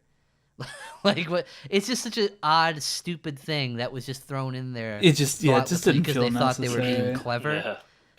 Yeah. Like, shit like that is annoying, and it's peppered a little bit throughout the movie, but Yeah. it never got to the point, thankfully, where I thought it was ruined. Yeah. That's why I was so conflicted. I wanted to like that boat scene because I really think their chemistry is good. We'll get to that performance stuff later, but Yeah. I liked the idea of that scene so much, but they just fucked it up with the dialogue. So anyway, they get to London and cue the Thor sequence where we have a fish out of water Wonder Woman trying to assimilate into society and blend in. We have probably some of my favorite stuff in the movies when she's trying on the clothes and everything, and Yeah. like, how are women supposed to fight in this? And like the secretary was one of my favorite characters. I'll throw down Yeah, fisticuffs and every now and then, like it was like a cool. and that's where that stuff works, you know, Yeah. because you're talking about, all right, well, this is how people survived up until now, right. and now you can see, seeing that through a modern lens, Yeah. that's actually interesting. But it was very akin to, like, the first Thor, where he's, like, Asgardian customs on Earth, like, when he's in the diner and he, like, has the coffee and smashes the cup, and he's like, another! Like, well, I'm sure, is- yes. you I'm know, just like- talking like people who are wetting themselves seeing this for some political bent. Like, this makes sense. You can see that there's not malice there. It's just, this is how people do it. Right. Right. So they get her outfit and all that jazz. They get ambushed by some of the German spies. They best them, and then they end up going to basically give... Steve's whole purpose was to steal this notebook from, they call her Dr. Poison. She's one of the developers for the Germans, and she's making essentially mustard gas. That one I can speak to. I was confused initially because I thought that was a dude in the comics. I was looking for somebody else, and I think that is supposed to be Dr. Morrow. Tomorrow. Pretty sure. Okay. That's the only thing I can say there. They did reverse the genders for her character in this movie. Unheard of, you know. Yeah. Like, no, not it's a like the ancient I one. thought she was really good. I did like Like her a lot, too. Tilda Swinton as the ancient one in Doctor Strange. That was like an old Asian dude. Yeah. But whatever. Go figure that. Yeah. Everyone was really mad about that casting, actually. So Wonder Woman gets her first introduction to like politics and how things aren't as easy as just, hey, I'm going to go do the right thing. They come up with their whole plan, right? That they don't want to mess with the armistice. And Steve is like, hey, we're going to just go do it anyway, but we're going to need a team. And then someone looks at the camera and says, we must be some type of suicide squad. Thank Christ that didn't happen. Yeah, no, so they gather some... I thought that was really neat. I liked the building the team aspect. I wish they'd helped a little more on it. Yeah, they didn't... See, like, so they introduced the team, right? And we have this one...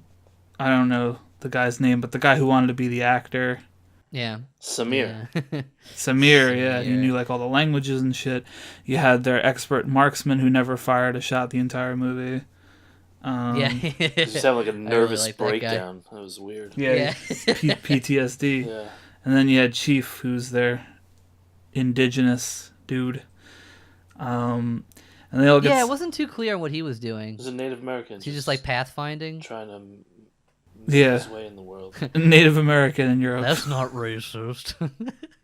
Yeah. Whatever. I still liked him anyway. Yeah, he's good. So they get together and they start traveling, and they're going towards this battlefield, and Wonder Woman crosses it in this really great fight scene. I really enjoyed that one a lot. And they end up taking... Which one? Where they're like crossing the battlefield. No Man's Land. Oh, the trench? Yeah, that shit was dope. Really like that one. Was that when she was blocking all the Gatling gun shots with the shield? Yeah. Yeah. That was the one scene it didn't buy. Well, I don't know it why. bothered me that like the shield only covered her torso and like her legs were totally fine. But... Well, yeah. But the whole thing was like that. I mean, she was running. Yeah. It's excused when you find out later what's going on. Yeah, exactly. But whatever. So all this shit's going on, and then the ticking time bomb element is in the background. You know, the German leader and Dr. Poison are gonna do their own nefarious thing, regardless of the fact that the Germans did want to sign the armistice and Yes, stop they're fighting. doing a backdoor. Yeah, they're Right. doing their I own guess. awful shits. And you have Wonder Woman and crew. They come to this town and they liberate it from German occupation. And they have a nice callback to the beginning of the movie when the guys like hold up the metal thing and use it to boost Wonder Woman up to take out the sniper in the tower. Shields up. Yeah, because their fucking expert marksman's a beta bitch that can't shoot a sniper that's gonna kill them. Can't do it. Poor guy. Yeah, I don't know. His character, like, I felt like he was kind of wasted because, like, they hyped him up to be this expert. I don't think so. Well, exactly. That's it. He was hyped up to be this thing, but, he's just a drunk. Well, who, see, like, would otherwise everyone's be fighting their and own cast battles. away, They see, brought that up. And to me, I thought the obvious setup was going to be, in the end, he was going to come through with this clutch moment where he's able to shoot because Wonder Me Woman too. inspired him. I was going to mention that. Well, he was shooting at there's the a end, scene but where nothing important. But he has a rifle in a scene towards the end that he's scoping out, and I thought he would get like a crucial kill. shot off in that I moment. thought that was obvious, but yeah, subversion. So yeah, they save the town. They have like a nice little night. I think it's heavily implied that Wonder Woman fucks Steve. Mm-hmm. Bang bang. And then they go. Lucky. So then they're continuing on. They're doing their thing. What happens next? They go to the gala or something. Oh yeah. Yeah, I they have this forgot really cool about gala that. scene, Yeah. but again, they're kind of waiting. The other two are just kind of waiting outside. Yeah. that was the scene where I was kind of hoping he would get a crucial shot off. Yeah. Yeah, and she has her first real encounter with the German leader guy, and then she doesn't kill him, and because she's assuming that he is Right, actually, it's according to their Ares, mythology, right. She's the god Ares. of war coming back to. right, and if destroy- she kills him, then everybody that's under his corruption Yeah, she's would got that then very stop. simplistic mindset Right. that once he's dead, then everyone's influence is over. Kind of like hard reset on a game. Yeah, So and everyone's free. for her sake, Steve kind of goes along with it in a lot of cases, but eventually, at the end of the whole gala sequence, has to be like, "Yo, what if you're wrong?" You know what I mean? Like, what if killing him doesn't stop the war and everything? Because he's a realist and he's entrenched in all this shit, whereas she's very secluded and not. She doesn't understand how everything's going, so that stuff is consistently well scripted, I think, and well delivered. I think So the she characters- has that whole thing, and she wants to ditch Steve now because he's trying to not let her kill the dude. And simultaneously, they release the mustard gas bomb on the town that they just liberated, and everybody dies. And she goes back, and she's like, "Oh fuck." And she has her moment, and then she is going to pursue, and of course, Chief is sending smoke signals, racist, to let them They know. did say he was gonna do that. Yeah, Yeah, he did say he was going to do that, right? it's like just because he's Native American doesn't mean he knows how to do smoke signals. But they don't know that stuff. They can't stop that. So they end up pursuing, and they find this big old camp, and basically this big warplane is gonna start, mustard gassing the front line, and so many people are gonna die. So Wonder Woman has to step in and stop them, and basically she kills the big German commander, but nothing stops, and it's like, oh fuck. And see, now this is where the movie really fucking loses me, because if the moment was her realizing, like, oh my god, like, the world is more complex than I thought it was, that would have been an interesting realization for her to struggle with. Like, okay, I grew up believing this one thing, but it turns out there's this whole world out there that I don't know anything about, that I still feel like it's my duty to protect, but now I also need to learn to understand it. And I thought that would have been a much more interesting arc than saying that this relatively minor character from the beginning of the movie, the fucking British guy who gives them the money to actually go on this trip, is in fact Ares, and she was right, and enter this horrific fucking CGI battle with PlayStation 2 era graphics of this guy forging bizarre armors for himself that resembles the Imperial Guards from the Elder Scrolls Oblivion, while simultaneously a guy named Steve... We'll get to that, how it works. While simultaneously a guy named Steve hijacks a plane involved in a war to self-sacrifice to save everyone for the greater good, which I've never heard of that happening before, other than a movie called Captain America. And yeah, so they have I really this... like that movie. I did like that movie a lot, actually. But it just bothers me because that's how that movie fucking ended. And I know. like Captain America's, they didn't even change the name. Like, his name's Steve Rogers, and this guy's Steve Duncan or whatever the fuck his name is. But Taylor? what? It's something. Yeah, Steven Tyler. Yeah. I think it is, honestly. He's fighting. Now I need to find out. I'm pretty sure it is, though. But I and think that you said was this before. It might help to have IMDb open. on times like another this. thing too was they had like this really great romantic moment at the end where like Wonder Woman was recoiling from these explosions and she couldn't really hear what the fuck Steve was saying, and it was like this emotional goodbye, and you had no idea what he said, and he just left the watch in her hand, and that moment hit me so hard. Like, it was really well yeah, done. it was great. And then like 2 minutes later they're like, nah, just kidding, we're gonna tell you exactly what he said. Like, and I hated that ruined that moment for me, because it's like, I don't dude, like, I'm not stupid, like I can figure out what the hell the context was, and he left her with the watch that his fucking dad gave him. Trevor. I don't think it was enough Steve to Trevor. kill it. Trevor, yeah. Steve Tyler is from Aerosmith. No, Yeah, I so know. that was I was aware of that. That was my joke. Oh, thought- Well, I thought it okay, was I don't it. think. Like, I don't think that it killed the moment. I will say I think it that cheapened it. this, sure, I could say it cheapened it, but in general, the way it ended, I kind of wrestled with that too, because at first I thought, well, it'd be really nice in general if it was just, oh, okay, well, maybe there's just no Ares. However, they have to solidify that she is who she is, Yeah, and they have to sure. keep the mythology Right. relevant.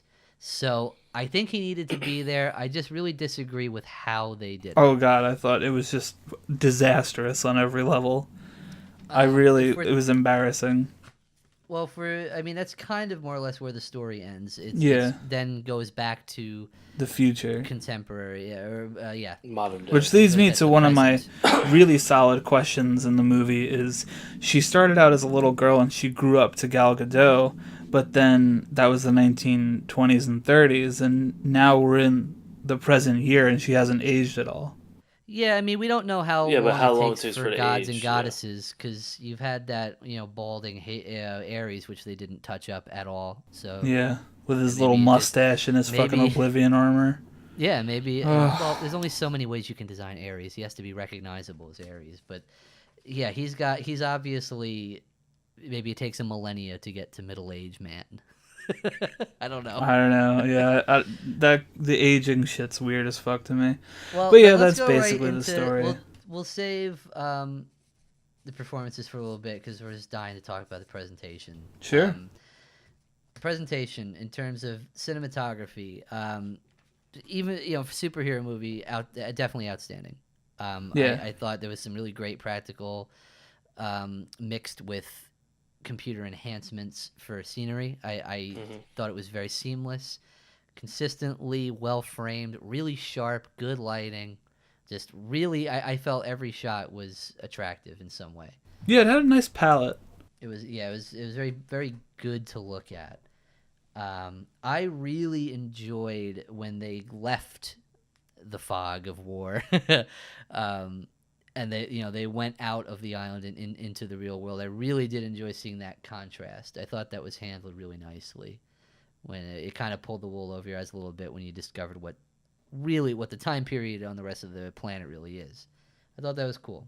It's not to say we weren't expecting it, but I thought the mystery of it was well handled.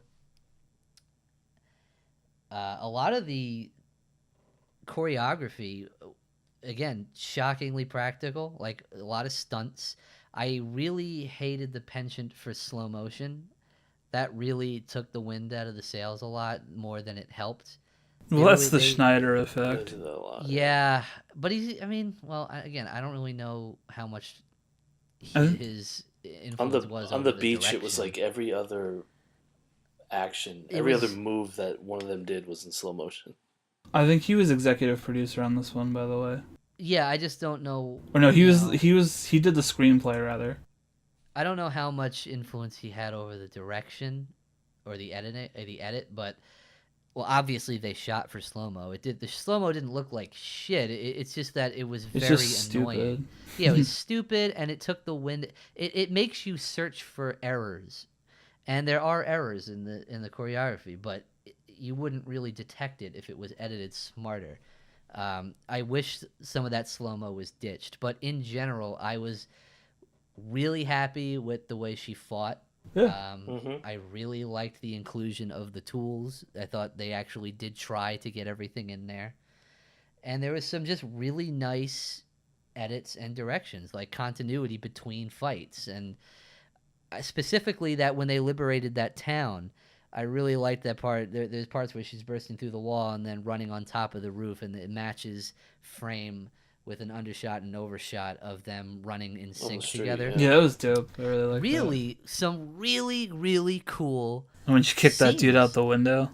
Yeah, there was some fucking really cool things going on, and a lot of it I was impressed to see was handled practically, and I can't stress that enough. I know I sound like a broken record, but I really despise overuse of computer generation when one practical would be more efficient anyway, and it almost always looks better. Yes, it's more difficult. Yes, it's more time consuming, but you've got the fucking budget, okay? I'm not going there to see some Sci-Fi Channel direct-to-video special.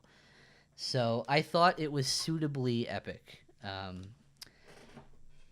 It fell apart at the end. I really Yeah, did the not end like was the horrendous. A lot of what the ending was, is the exact reason why the rest of the movie was better.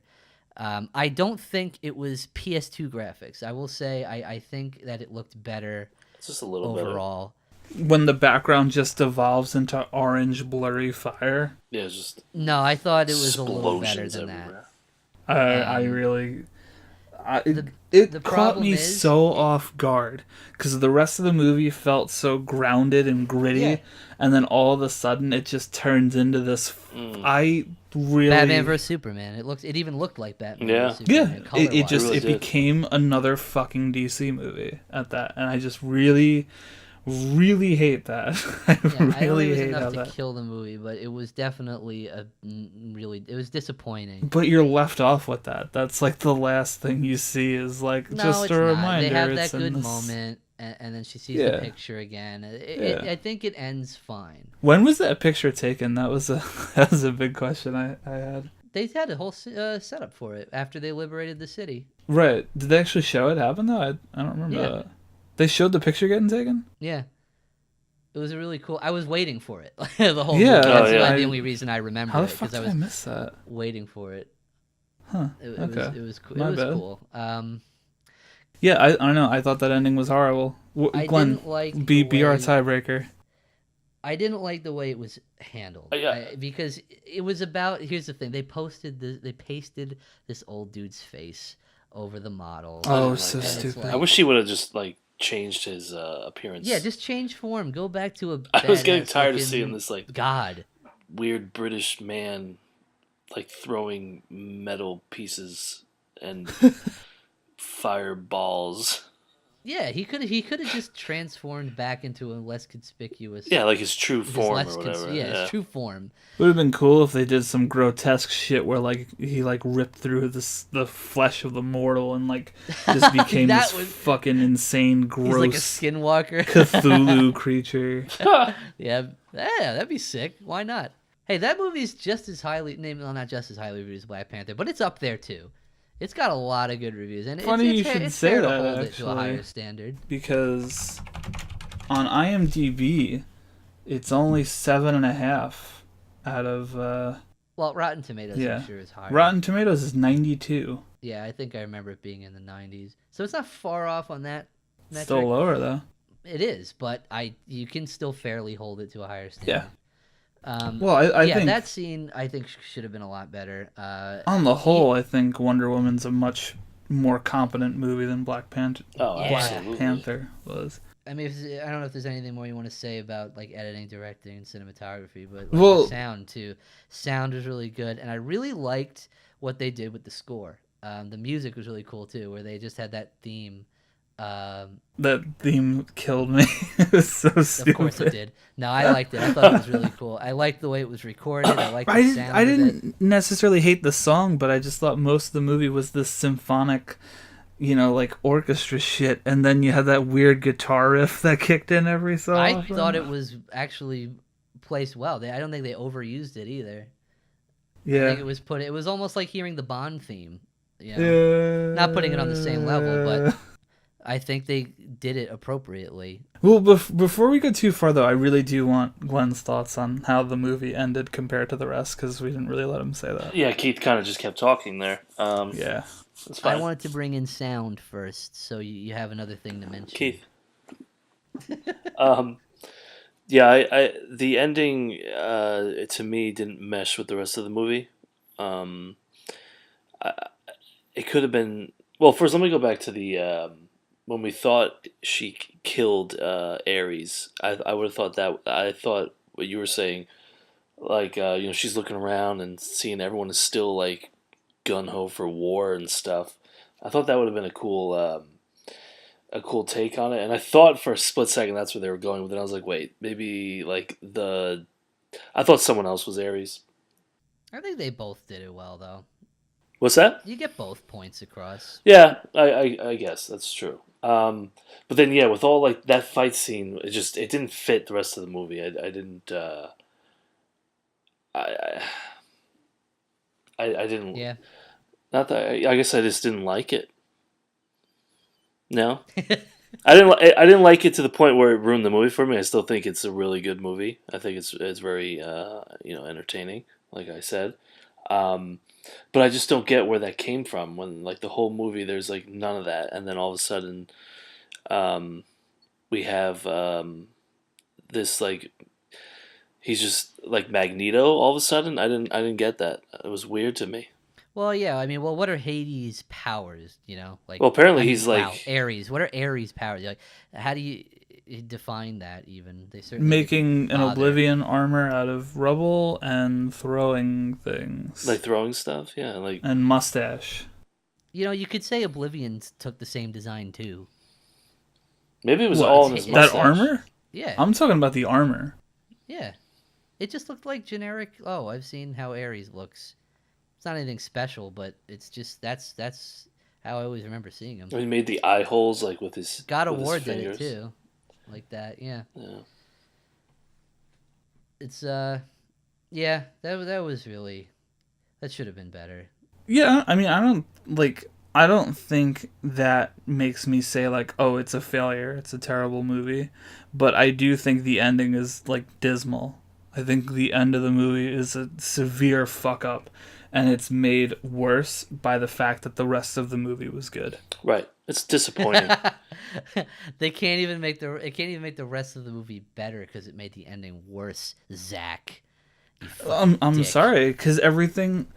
Again, we talked about this in Black Panther. Oh like, no, you don't have the- to apologize. I just think it's a funny paradox. It's like, what do you do when you see the dailies? It's like, whoa, that ending is shitty. Should we fix it? No, no, no. Let's make the rest of the movie better. Nobody will notice. And But, it's like, it wow, goes you got the back rest of to- it better. That's an amazing talent. But then you just didn't make the ending better? Because a lot of it is simpler. You know what I mean? A lot of the movie is more grounded. And when you get to that just self-indulgent, full, everything's on a green screen, it just turns into a clusterfuck. And I guarantee you, if you watch this movie again in 5 years, it's going to have aged horribly, it's going to look like fucking shit, and more people are probably going to be on the same page and saying, yeah, it was a good movie until the last 20 minutes. I mean, I don't know what anyone else is saying, frankly, because a lot of the critics' reviews don't go that far. Right, And exactly. they just take the whole thing as like, well, it's it's either all 100% great or 100% nothing. But that's the issue. It's like you can't, especially when you've had such a stark contrast, you can't just shit out the ending like that. Yes. My only guess, maybe they were in a rush. I don't know. I can't figure out the excuse for it. And I and hate that's to why think I they say designed it that way. it's a huge detriment on the movie. I think it is a huge fuck up on an otherwise pretty good movie. Yeah, Yeah, I can see I that. guess. I mean, yeah. Anything else on the way it was the look? And feel? No, I like it wasn't desaturated typical DC bullshit. It Some had of a the nice color palette. some of like the battleground scenes looked like a war movie. Not Yeah. not so much her running across the field, like when they're like That was the one scene when I they're didn't going care through for. to the front lines, The trenches. Like yeah, the trench. Yeah. It felt like if you didn't know, you would think, what is this, like Saving Private Ryan? What am I It was watching? really, really. Yeah, those scenes were really good. It felt legit. I liked really how that. each beat of the movie almost had its own color palette. Yeah, Because like when we were on the island, it was very lush. It was very saturated. You know, when you get Right. to London and the trenches, it's very drab and very, dark and moody. And then like after they liberate the town, it gets like kind of that warm nighttime lighting of like candles and the gas lanterns and everything. Like it gets very yellow and like warm, and then it gets dark again.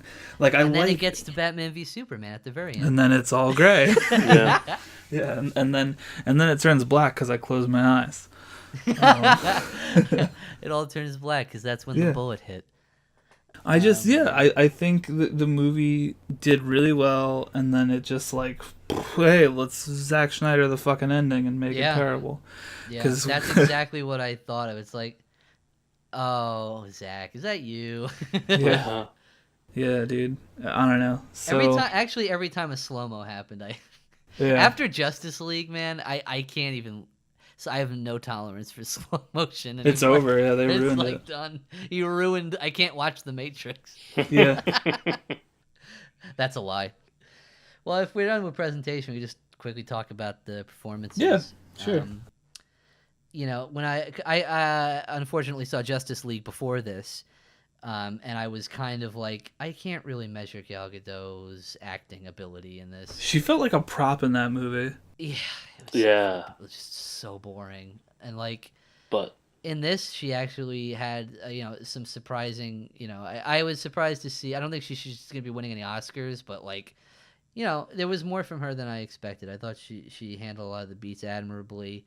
I thought that the scenes at the end when she's freaking out that Haley Ares didn't actually die, and just flipping out, going all on everybody like, oh, you guys are all the same. You all want the same thing. It was good. I thought the chemistry between her and Steve's, what was the actor's name? I can't believe it was it Pine? Chris Pine, yeah. Chris Pine, yeah. I thought the chemistry between them was really cool. I liked them together a lot. I really liked the ensemble at the end. The guy who is supposedly the marksman, but is actually quaking in his boots at the prospect of it, and them all showing their weaknesses and coming together was, for the most part, really good. I liked Samir. I liked, you were saying the secretary, that she was really good. Yeah, I liked her. Yeah, she's like a little, quirky little character. Yeah. Overall, I'm trying to think of anyone else that kind of stood out, but most of the movie is going to be, it's going to be the gal and Chris. And they held the show pretty well, I think. They did, yeah. I thought they were good together. Even though it was very similar to the love interest in Captain America. Right, yeah. Fucking, would you be funny in every podcast after this? We should just say, well, in Captain America. It's pretty similar to We'll be like Captain America. We'll be like Mike from Red Letter Media, how everything's like Star Trek. Star Trek, yeah. Oh, there's nothing original under the sun, is there? Yeah, I wasn't the only. In terms of the villains, I really liked Dr. Morrow. I thought she was suitably creepy. Yeah. Yeah. I don't know why. I can't. I'm still trying to find the words to explain it, but the main German villain general guy. The general guy? Ludendorff, I think was his name. Yeah, I don't know why. I just didn't like him. I don't know why. I didn't buy it. Are you racist against German people? Well, I mean, wow. And these aren't even white, Nazis. So I'm just they're not yet Nazis. Well, they are. I mean, no, they're not Nazis yet. No, I mean Nazis. they are. I mean, they may not have existed yet, but they are though. They are though. I see what Keith is doing. He's doing a meme. They're Whitman. Anyway, bad humor aside, Black Panther humor aside. What are those? Stop it. That's quite enough. Yeah, I don't know why. I didn't buy him as the. I think we could have had someone better. A little bit more, even more threatening, maybe more. I don't know why. I just didn't get the big German general vibe from him that much. It seemed like he was trying too hard. That's what movie had a really great German general? Yeah? Captain America. Oh, that's funny. I thought you were gonna. The dude who played Agent Smith from The Matrix. I thought you were gonna... Red Skull. I forget his name. Oh, Hugo Weaving? Yeah. I didn't know that. Yeah. I'm gonna have to see that movie. Yo, it's dope. Yeah. And then there's a very similar moment where he like removes something that's obscuring his face to reveal that he has a fucked up face. Kind of like in this movie. So they basically just copied the movie, is what you're saying. Yes. There's a lot of very similar things. I know. They're both. Keep that in mind. Basically, the best DC can ultimately do is copy another Marvel movie. There's got to be an aspect of that in it. Look at it real quick with me. They're No, both I'm they're telling both you, bookended with the future, right? The future Steve Rogers looking back on his past. They both involve a self-sacrifice with Steve piloting a plane from a war zone and self-sacrificing to save the world. Okay? They both have a setting in a world war, where the Germans are the bad guys. They both have a villain who is just a German general who is revealed to be a greater evil, right? Like the Red Skull. And both the Red Skull and Ludendorff disobey their superiors to go pursue their greater plot of war. What else do we have? I think that's enough. I think that is enough to make DC fans mad. I'm just a very mean, horrible person, so I enjoy that. The best DC movie is actually a Marvel movie. I guess the other thing you could say too is the same way Wonder Woman and Steve gathered their band of Suicide Squad people. Captain America, Steve Rogers, was accompanied by the Howling Commandos in the first Captain America movie, which, Bucky, who's now the Winter Soldier, was there, and all that What's fun funny stuff. too? Like, So if their there's crew. anything that can, there's one thing when it's just like, okay, it's derivative, but it's a good movie at least. How come they have been trying to ride Marvel's coattails for so long and copy them? Why can't they do it with any of the other movies? I know it's kind of a tangent to mention it, but like, it just seems like, well, you could be doing it like Wonder Woman did. Well, To be fair, the two characters have like almost identical, origin stories. it's true. That's fair. Like, this movie that actually stayed aside, pretty though. close to the whole, like, that guy did crash land on her island in the comics. That's how, like, Yeah. she was found I guess during the war. The big difference is like Wonder Woman's a device for feminism, whereas Captain America's a device for enlisting in the army. Because Captain America's background was like army propaganda. Steve Rogers was a scrawny little bitch and wanted to join the army, so they injected him with the Weapon X, which made him a super soldier. Right. And that's the whole backstory there. But yeah, they do have some similarities, and I don't necessarily think the character similarities are the problems, because the comics really are handled differently. I think it's just that there's no way these people didn't see the first Captain America movie. You know what I mean? No, hey, you don't have to. I think the point stands. Yes, so I just think, like, from a production standpoint, there should have been someone in the room who said, hey, I know this is Wonder Woman's backstory, but, like, Marvel just did this a couple years ago. Like, maybe we should be a little careful. That movie? Captain America came out in 2011. Yeah, It's recent enough that I feel like more people should have been like, hey, isn't this a lot like that Captain America movie I hated? Then I feel like Honestly, people if that's the got worst upset thing- about, like, the whole, why are they changing the story that much? Yeah, I mean, I guess you can't.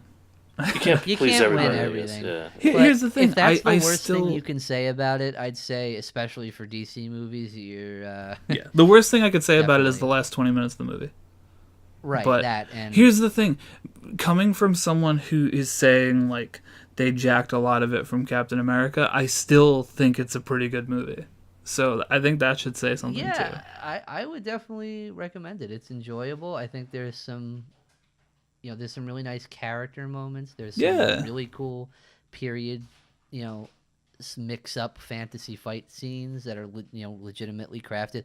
And I just can't say enough to that effect. Like, if you're going to be a blockbuster and you're going to throw this money and weight around, then that should be a standard. It should be better than even this movie. I just looked it up just to make sure, because they did change. I think it's funny, actually. They changed it to World War I, not World War II, because in the comics it takes place during World War II. Same time. I'm sure that you're right, Lou. They probably absolutely knew what they were doing. Yeah, I mean, maybe that's... Yeah, I think they were trying to make some small changes there. Just to not Because it's literally take it is every aspect like of it. literally the same, like, story. like origin wise of Oh, how they we get gotta look up introduced to the then? world. Which hero was in a comic first? What's the first I hero? want to say Captain America's older Probably is. because he Wonder just Woman his was around the 75th 60s. anniversary was like 2 years ago. Well, also, that nutty psychologist, or whatever the fuck his name was, who came up with the character, was definitely around, if not late Nin- 60s, Mm. like late 50s. Captain Wonder America's Woman was 1941. Get out! Captain America's first appearance was March 1941. What? So they're the competing characters. Came out Wow, at the that's same so time. funny.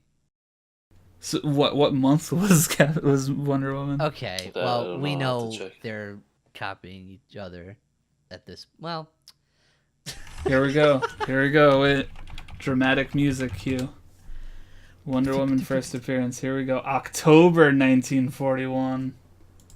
Dab on those haters. and Cap what- came first. March. See, I was right all They're along. it's the same character. all right. Just- So where's the autistic screeching to go along with our autism right now? Oh, that's really funny. I'll sample PewDiePie in the edit. Wow. Well, I mean, yeah, you can't. At the same time, like Marvel blatantly ripped off Deathstroke to make Deadpool. So two wrongs don't make a right. no, but what I'm saying is that they fucking do it all the fucking time. Oh yeah. Stop yeah. it. But yeah, I recommend Wonder Woman. I think Absolutely. I think it's above average for a superhero movie. I think it's hands down the best thing DC has done. I think Gal Gadot is really good. I think the supporting actors are really good. It looks good until the last 20 minutes, and yeah, that's what I got. Yeah. I give it 15 Wonder Woman butts. I was gonna ask what the score was. How many 15. Captain America shields do you give it, Lou? I'm gonna give it 5. They both have shields. Yeah, Is and they're both round. Oh, that's you know what? What a rip Well, off. you know what? One's a god and one isn't. So Yeah. Oh, but one is like kind of a god because he got like and now we're superpowers. So what is a god? No, I don't know. I don't know what I would put it on a numeric scale because the ending is like a 0 out of 10 for me, and then the rest of the movie is probably like a solid 7 or 8. So I don't know what that averages into. Well, if it didn't destroy the whole movie, then it's a 7 or 8. It didn't destroy it. I was disappointed. I think that's the best way of putting it. I was disappointed. That's how I say. I'm just disappointed. That's like in general though, right, Keith? Yeah, I'm just in And I my think life. Yeah. The other thing too is it was so long. I like, didn't it feel was- the length. I thought it Was it? I thought it went by I pretty did. quick. 2 hours 21 minutes. Absolutely. Really? No, it's a long movie, but I didn't feel it. I think it was a steady clip. It was paced. Yeah, well. there wasn't any like something slowed down like. You know what's weird? the Black other movie Panther we talked about. is almost the exact same length. Oh, and I can Feels way tell you, I longer. felt every minute of that second act, boy. It's 2 hours and 15 minutes. Feels way longer. Yeah. So yeah, I'm not gonna give it a scale. I'm just gonna say fucking way better than Black Panther. Okay, sorry. That's sorry, not sorry. Yeah. No, That's it was just how it was is. fun. If objectively, a way better movie. So, in the social justice wars, Wonder Woman wins. Yay! Now Wonder cut her Woman. up and spread her wealth. Spread or what? Hey, calm down. Calm down, Glendo. Calm down, Gleb. I'm sorry. Well, guys, this podcast has been going for quite a long time. So I would say let's call it here unless you have any final thoughts. Yeah, I was just thinking. I really like plaid. That was just my final thought. I thought of plaid and thought I would Turkey sandwich. talk about it. Okay. Cool. Plaid sandwiches. Sounds good. Okay. Well, thanks a lot for tuning into the Nailed It podcast. You just listened to 2.5 hours of 3 white men talking about social God bless. movies. God bless you. Yeah, if you made it this far, make sure you hit that subscribe button. I can feel like the hate comments being written already. Yeah, well, granted, if it's listened to, then fine. We'll Yeah. take it. Not just. It's for the just hell of it. immediate downvote. Yeah, we're all evil pretty much. So, I'll see you on hell, gentlemen. Yeah, see you next month, Yeah. guys. See you there. Bye.